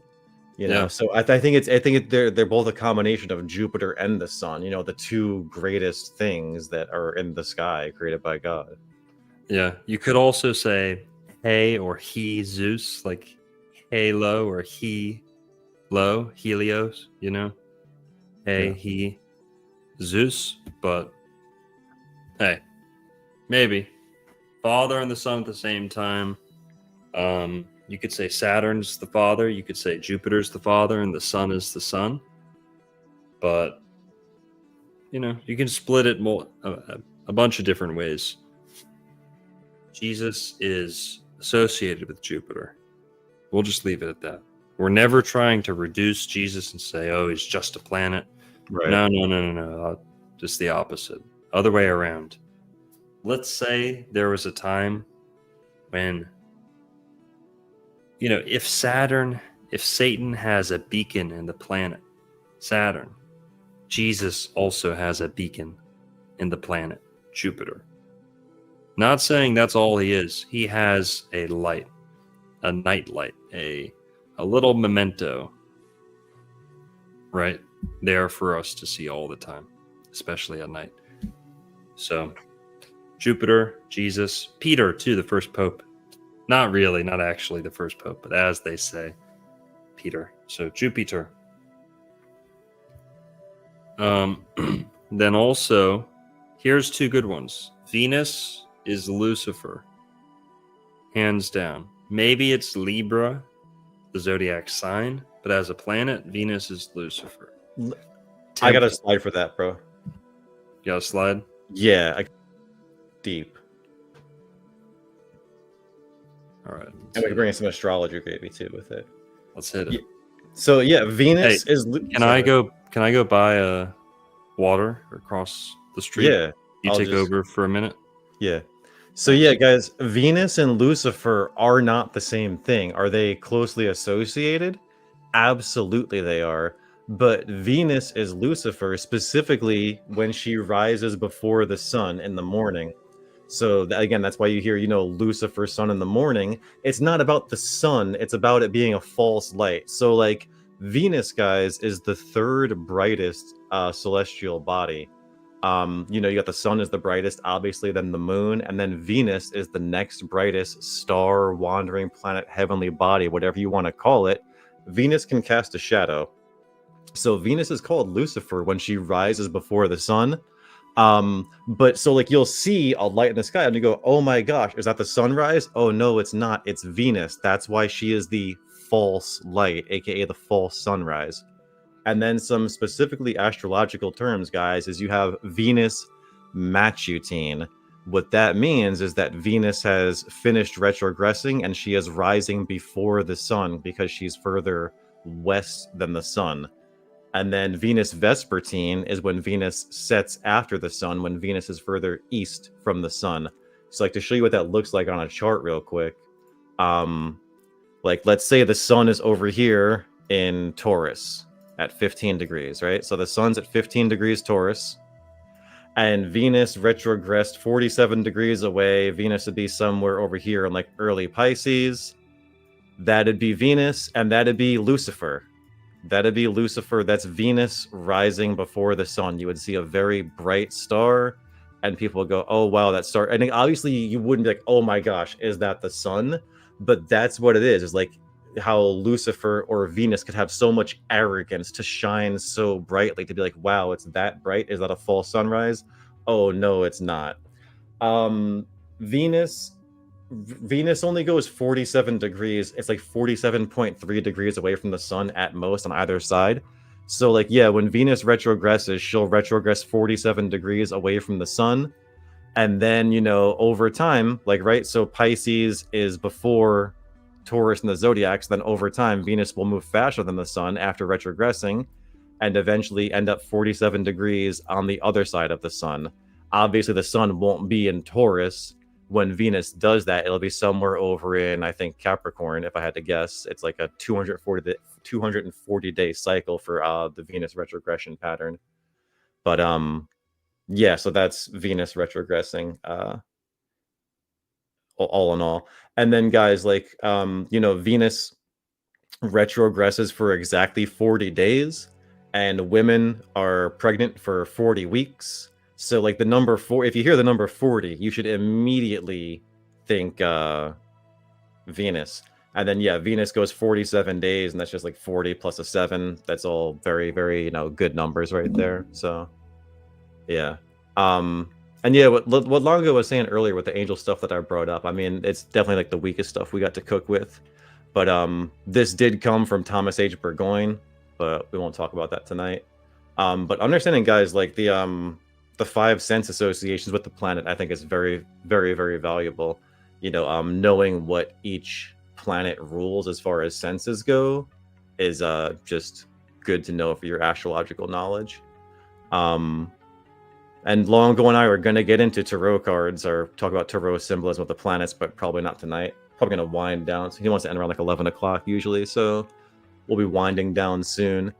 But I hope that was the Venus retrogression patterns explained. So yeah, guys, like Longo was saying, Venus, or rather Lucifer and Satan get mixed up a lot because they both are associated with Libra. Venus rules Libra, obviously, and then Saturn exalts there, and that's also the fall. So like, it's like blaming Eve. It's like calling Eve Satan because Venus is Eve, Mars is Adam. And again, like if you went to the Bible, that's what you would see for like Mars. It'd be Adam, I would say, and then Venus is definitely Eve. And if you understand the retrogression patterns of Venus, you know that she conjoins Saturn every 3 sextile or every 3 retrogressions. So like it's all there, guys. But yeah, like the mix up on Lucifer and Satan is because of the sign Libra, where the fall is. Satan tempts Eve, and then she eats the apple, sees that she's naked, and it's the tree of knowledge of good and evil. It's all about Libra and the fall that happens after that. So, and yeah, dude, that's a great comment. Jesus fasted for 40 days. That's another ode to Venus, and just again, a benefic planet. So that's just Jesus doing something benefic as he always does. Yeah, Merlin, the hat looks fire. Thank you, bro. I appreciate it. Hope I'm not running out of steam, but I don't know what he wanted to talk about next. But this is just dope art, guys. This is Michael defeating the Archangel Michael defeating Satan. This is just a biblical depiction of that. Pretty fucking cool. 40 appears over 140 times in the Bible. Does it really? And is a symbol of great/lasting change. Bro, if that's true, can someone double check me? Does Saturn retrogress for 140 days? I'm pretty sure it does. So I think it's either 140 or 180 for Saturn, but I want to say 140. Yo, welcome back, Longo. Hey, sorry I got caught up. The guy working at the quick like smoke shop across the street, he was like, "Oh, what are you doing? Like, you're open late, like what are you doing?" I was like, "Oh, we're talking about astrology." He's like, "No way, I love astrology." And he's Indian, like very Indian. Oh, okay. They love astrology, so we were chatting about astrology. I showed him the channel, so now he's going to be watching. Dope. What's up? Yeah, his name was Truvro, something like that. He's a true bro. Yeah, shout out, true bro. But all right, so yeah, we talked about the Bible a little bit. Did you get to talk about your angels? No, I mean, I just that's another day. That's all good. But that came from Okay. Thomas H. Burgoyne. But that's all For good. sure. Yeah, we'll get to the angels another time. We're already running low on time. But so what other pantheons do you have? I've got some lists.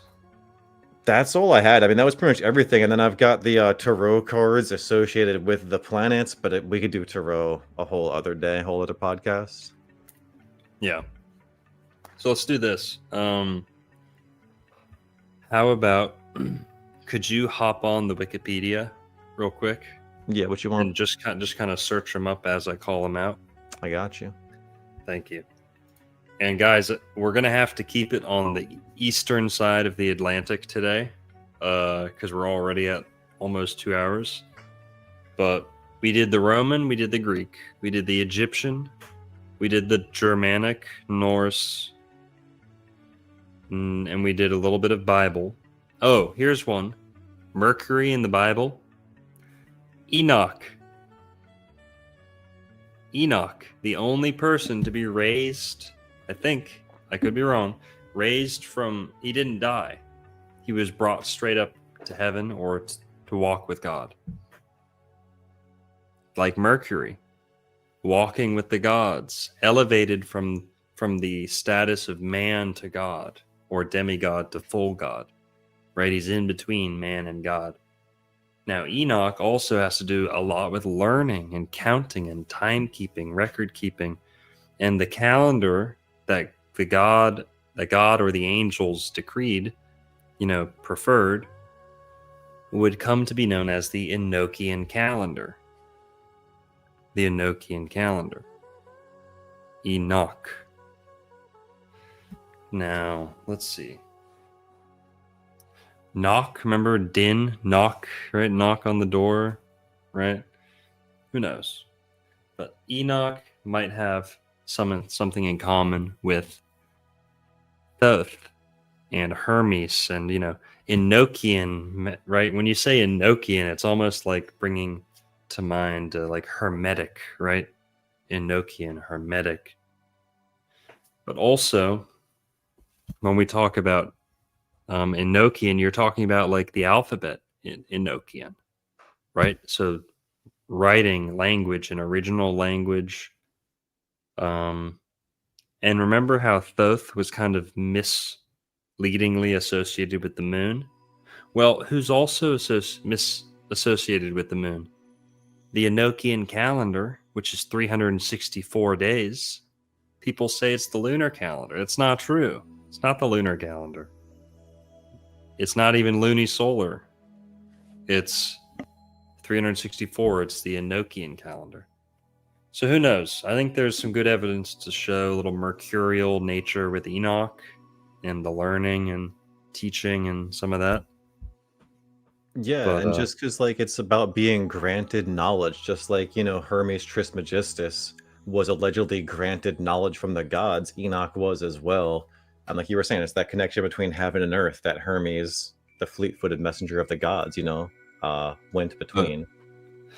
Did I say 364 years? I meant to say 365 years. The 364 comes from the Enochian calendar.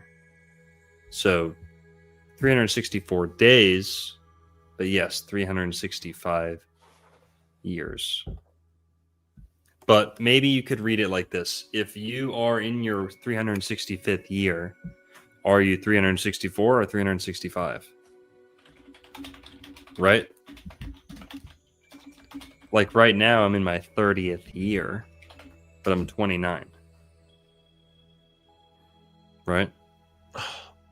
Dude, there's this concept. It's like the rule of Kell or something, where it's like if a number is off by 1 and you're working with the Kabbalah, it's the same number because the 1 can come and go as it pleases. So 364 and 365 are essentially the same exact number when you're talking about like esoteric gravy, essentially.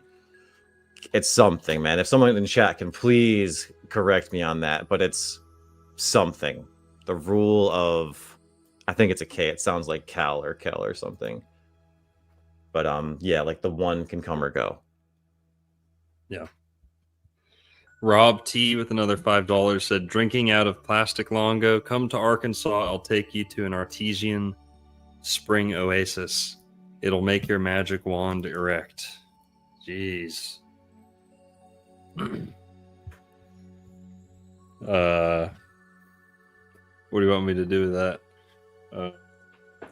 Drinking out of... I usually try not to drink out of plastic, but when I'm at work and the place next door only sells Zephyr Hills, whatever, I'll be okay. I'll be okay. Thank you for the concern, though. All right. Biblical mythology. We talked about as much as we can. Let's spice it up a little bit. Irish mythology. Or Celtic. Or let's do Hindu. You had the Hindu, didn't you?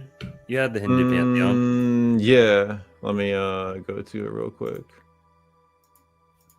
Yeah, let's do Hindu. So the Hindu pantheon, and yes, this lines up with what I got. Perfect. The moon is known as Chandra. Chandra. Now, isn't that interesting? Also very close to Cancer. Right? Yeah. You see that? Chan, yeah. Yep. Chandra. Can do. Sandra. One sec. This is Chandra, shining or moon, also known as Soma, Hindu god of the moon. It is associated with the night, plants and vegetation. Oh, he. It's a he. That tells you how much I know about my Hindu pantheon.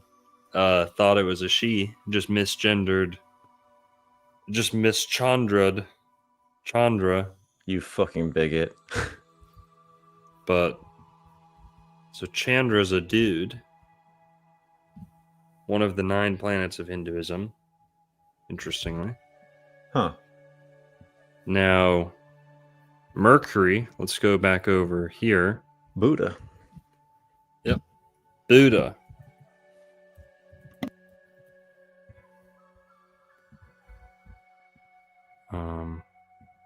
Let's go over here. Buddha, with one D, is the Sanskrit word for the planet Mercury, personified as a god. Also a god who represented intelligence. He is also known as Samaya or Rohinaya, and rules over the nakshatras, lunar mansions. Interesting. Another Mercury-Moon connection, right? Yeah. Enoch Kshatras. Enoch Shatra, Nakshatra, who knows? But Buddha with one D means Mercury. Interesting.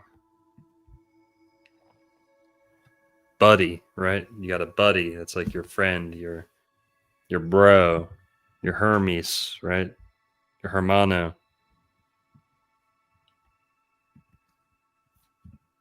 And let's go back to your list.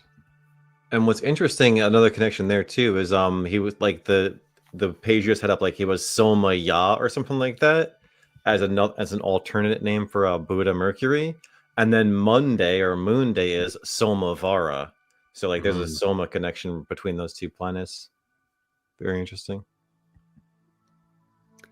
Venus in the Hindu pantheon is Shukra.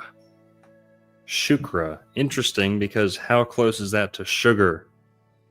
Sucrose, sucra, sukar, azukar, shukra. Interesting. Sanskrit word that means clear or bright is also has other meanings. And Venus is the brightest non-luminary. It's always important to know. Right. So yeah, Venus is sweet. Sweet like honey. So Shukar or Shukra. Interesting. That's Venus. Go back over here. The sun is Surya.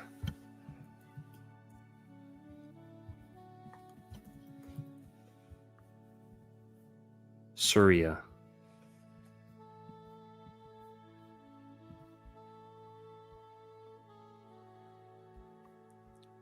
That's Surya. Pretty bored. I'm pretty bored of Surya, if you guys ask me. Honestly, let's move on. That's might be where they get the word Sar from, though, because that's also sire. So Sar. Sorry. Yeah. Sorry. Oh, here's a good one. Sorry.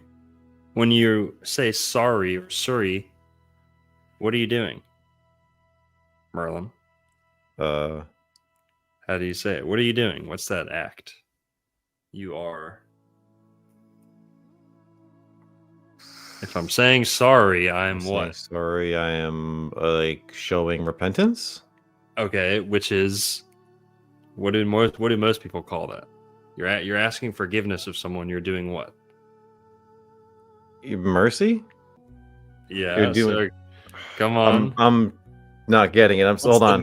What's the main word if you're saying sorry to someone? Apologize. Apollo. Hey, okay. Apollo. Surya, sorry. Apollo, apologize. Interesting. You see that sun connection. Apollo I've thought about this before. What if it's Apollo's guise? Like you're hiding the sun, or like the light's being hidden or something like that. I don't know. Apologize has the word Apollo in it. Surya has the word sorry in it. Suri. I'm very sorry. Apologizing. Huh. So, That's interesting too, because like maybe you shouldn't like I over apologize a lot. Maybe like you really shouldn't apologize, because like if you are truly of like we are created by God, everything happens for a reason. What do we really have to be like? We should forgive others. We should forgive ourselves too, and not apologize, right? So I like that whole guise of Apollo connection. That's pretty good.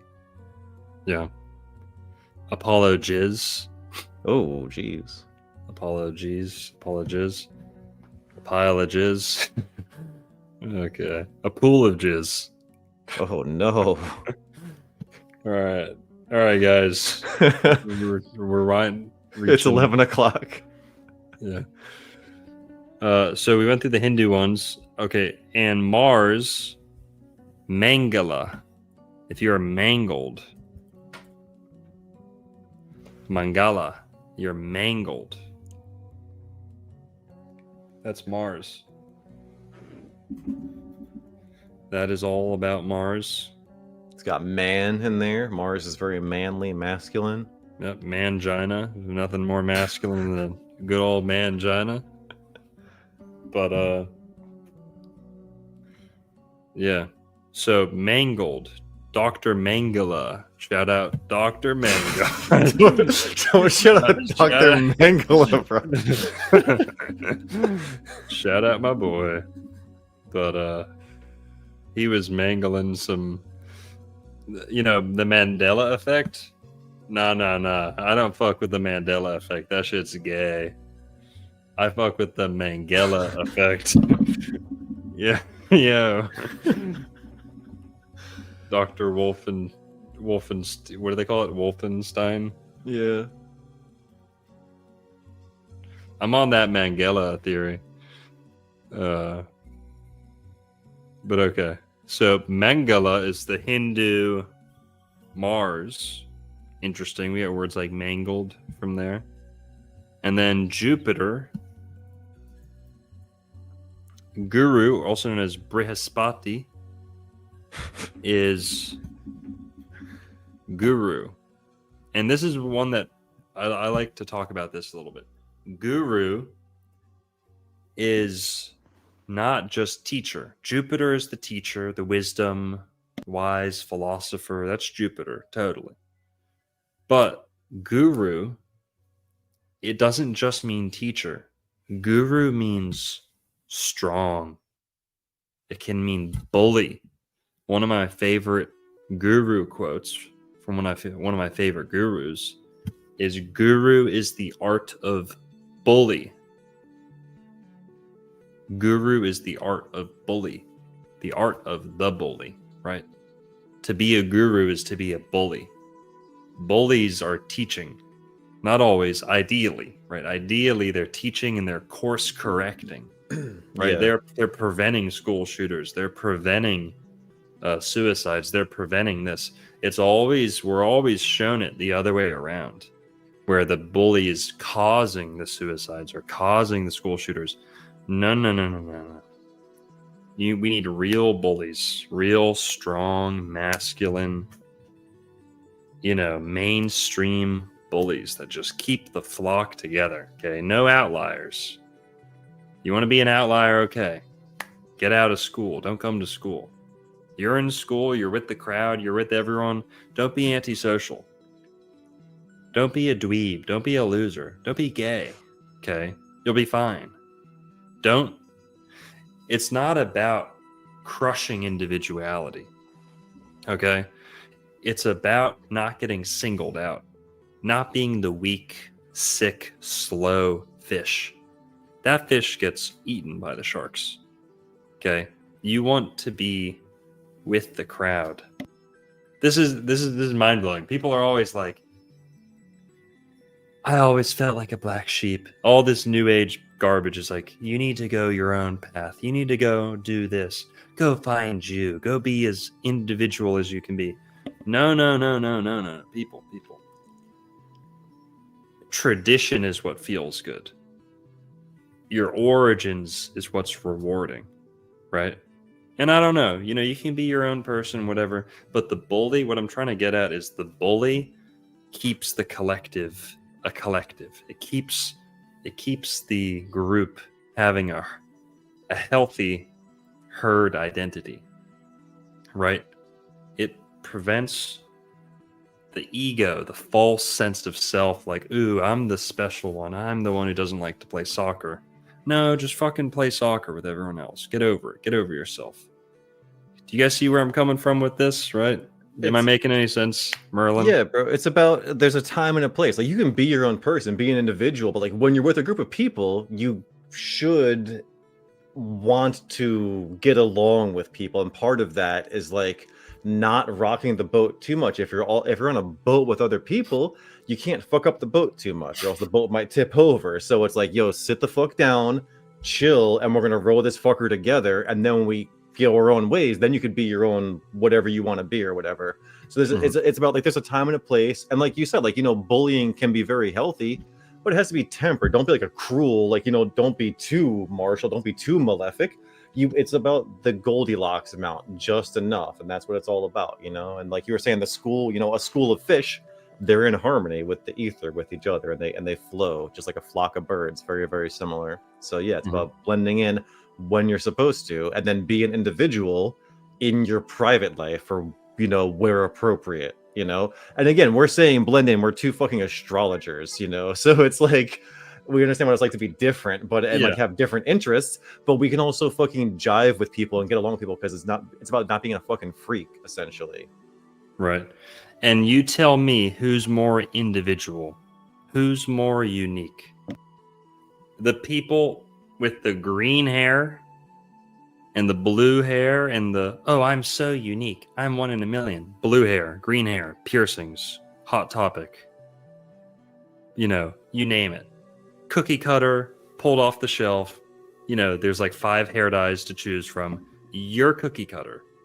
You are by trying to be extremely unique and individual, you always just end up with a blank slate, wiped clean, empty slate of a human. The more you try and strip away tradition or your origins or what actually made you, like your family, your neighborhood, where you come from, you get a blank slate of a programmable, unfuckable loser. Okay, you've got all these like blue-haired freaks who should have been bullied more. Sorry, guys. Today we have cyberbullying. That like always ends badly. The real bullies were honest. And honestly, that bully in gym class would have loved nothing more than for you, who's, weak or losing, not succeeding. That bully would have loved nothing more, a real bully, would have loved nothing more than for you to come in the next week and be the strongest, fittest, most successful kid in class. They'd shut up and choose someone else. Or fight back, whatever, fight back, overcome the bully, whatever. You don't get that with Instagram and the Twitter and this and that. You only get the mind games and the dishonesty that can come along with bullying. So physicality is honest. They say it's the lowest form of communication. It's also the most honest form of communication. And there is kind of a stage of physical honesty that you need to learn as a kid. I don't know. Bullies have a place. I've been a bully. I've been bullied. But I understand the truth in this. And shout out to Sam Hyde. Who's ever seen the $1 Million Extreme sketch about bullies? It's phenomenal. It's hilarious. It's about this. It's about bullies being like a necessary function in schools, especially. And about how when the war against bullying started, school shootings skyrocketed. When they started targeting bullies or jocks or like average, turning jocks into bullies. And we're talking about the general conventional bully here. We're not talking about the guy who's already turned into like a school shooter loser. We're talking about the jock who's tall, strong, healthy, fit. And when he sees a little like weaselly, rotten, bad breath kid who is afraid to talk to girls, he kind of, slaps him around and says, "What are you doing? Stop being a loser. Do it like this. Maybe a little uplifting in there. I wish we had real bullies like this, today. But they're almost extinct. Yeah, it's a culture of non-bullying now. You got a super chat from Rob. Rob TR2D with another $10. All my life, I've lived by a code. Honor the gods, love your woman, use but don't follow the herd, and burn your enemies alive. Dude, Sam Hyde is a legend. Yeah. Go check out the $1 Million Extreme Bully skit if you guys haven't already. But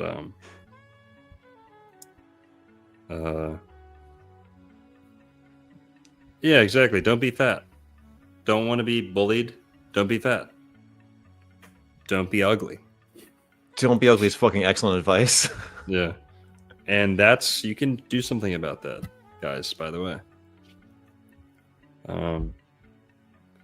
But okay, so guru is how we say Jupiter in the Hindu pantheon. And guru means a couple things. It means strong or big. Guru means teacher. Right? Mentor, guide, expert, master. And there's a lot of wisdom out there, guys, that points to like it's a good idea to find a guru, like be your own person, trust yourself, but like find people to learn from that you trust. Yeah. Like it's very important. Like a lot of books say find a guru, and like these aren't shit books. These are like legitimately good books. And just real quick here, as a noun, the word means the imparter of knowledge. As an adjective, it means heavy or weighty, right? You see it's bull, like heavy, like dense, bully, kind of, get out of my way, right? A lot of mass. Heavy with knowledge or heavy with spiritual wisdom. Yeah. Okay. And the last one is Shani or Shane. Shani. Shani. Shani.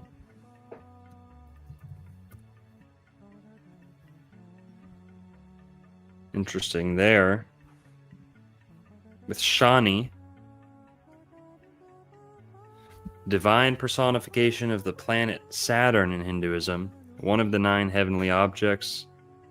Shani is also a male Hindu deity, figure with a dark complexion, carrying a sword or scepter, sitting on a buffalo or sometimes a crow, god of karma, justice, time, retribution.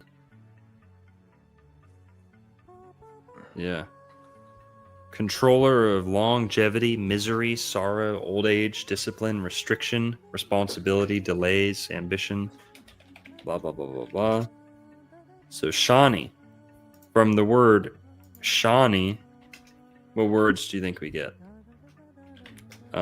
Shame, maybe a little bit, right? Shame with an M. Yeah, shamey. Shanty. Shanty. Saturn does rule the poor. That's true. Living in a Right. shanty shack. Shanty. Shant. Like not allowed to, who knows?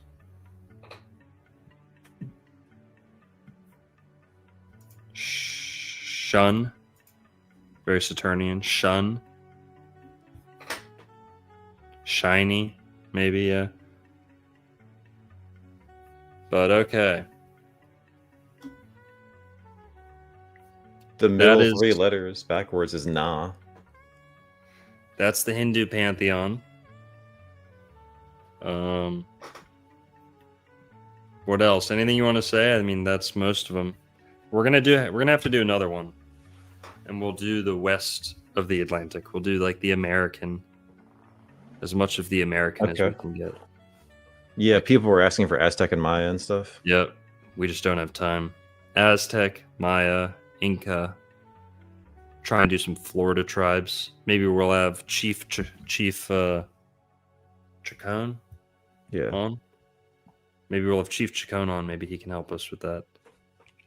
But all right, guys, that's most of them. Hope you got something good out of that. Planets and mythology, we kind of showed how the principal deities of every world mythology or pantheon are pretty much mostly the planets of astrology, visible and non-visible sometimes. So, yeah, Merlin, closing thoughts? It was a good stream, man. You know, these patterns repeat because it's true, you know, and it's all God put it there. He put it there for us to study. You know, someone in chat was like shitting on Jupiter, and it's like, bro, like God put it there. You know what I mean? The devil didn't create astrology. The devil didn't create the stars. God did. So it's all about reference to God, the benevolent creator. Yep. Totally. Well, all right, guys. I think that's it. Go check out. Here, let's do this. Go check out Wise Wizard Merlin. Hang on. We got some new videos coming on the pipeline. All right, guys, go subscribe to Wise Wizard Merlin with a Z. Wise with a Z, Wizard Merlin. Go give him a subscription. Subscribe if you haven't already. Lots of good astrology content. More to come. Also, go check out the Dr. Marco Longo channel. Make sure you subscribe to this if you haven't already. That's my second channel.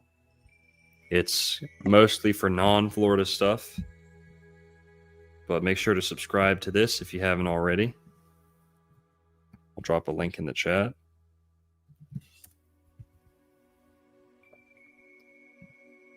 Here we'll go. Here's the link for Merlin.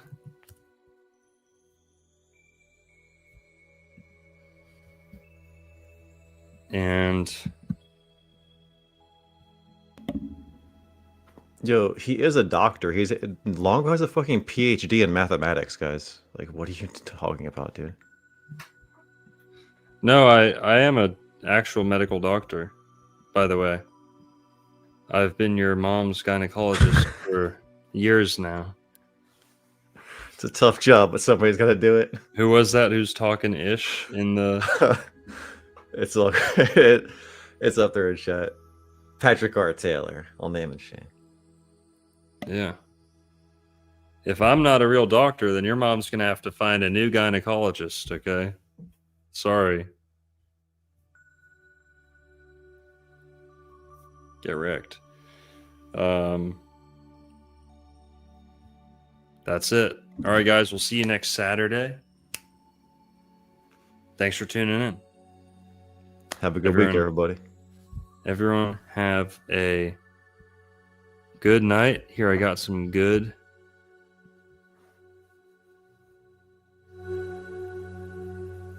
Go look at the moon. We got a good half moon. It's going to set soon. Peace.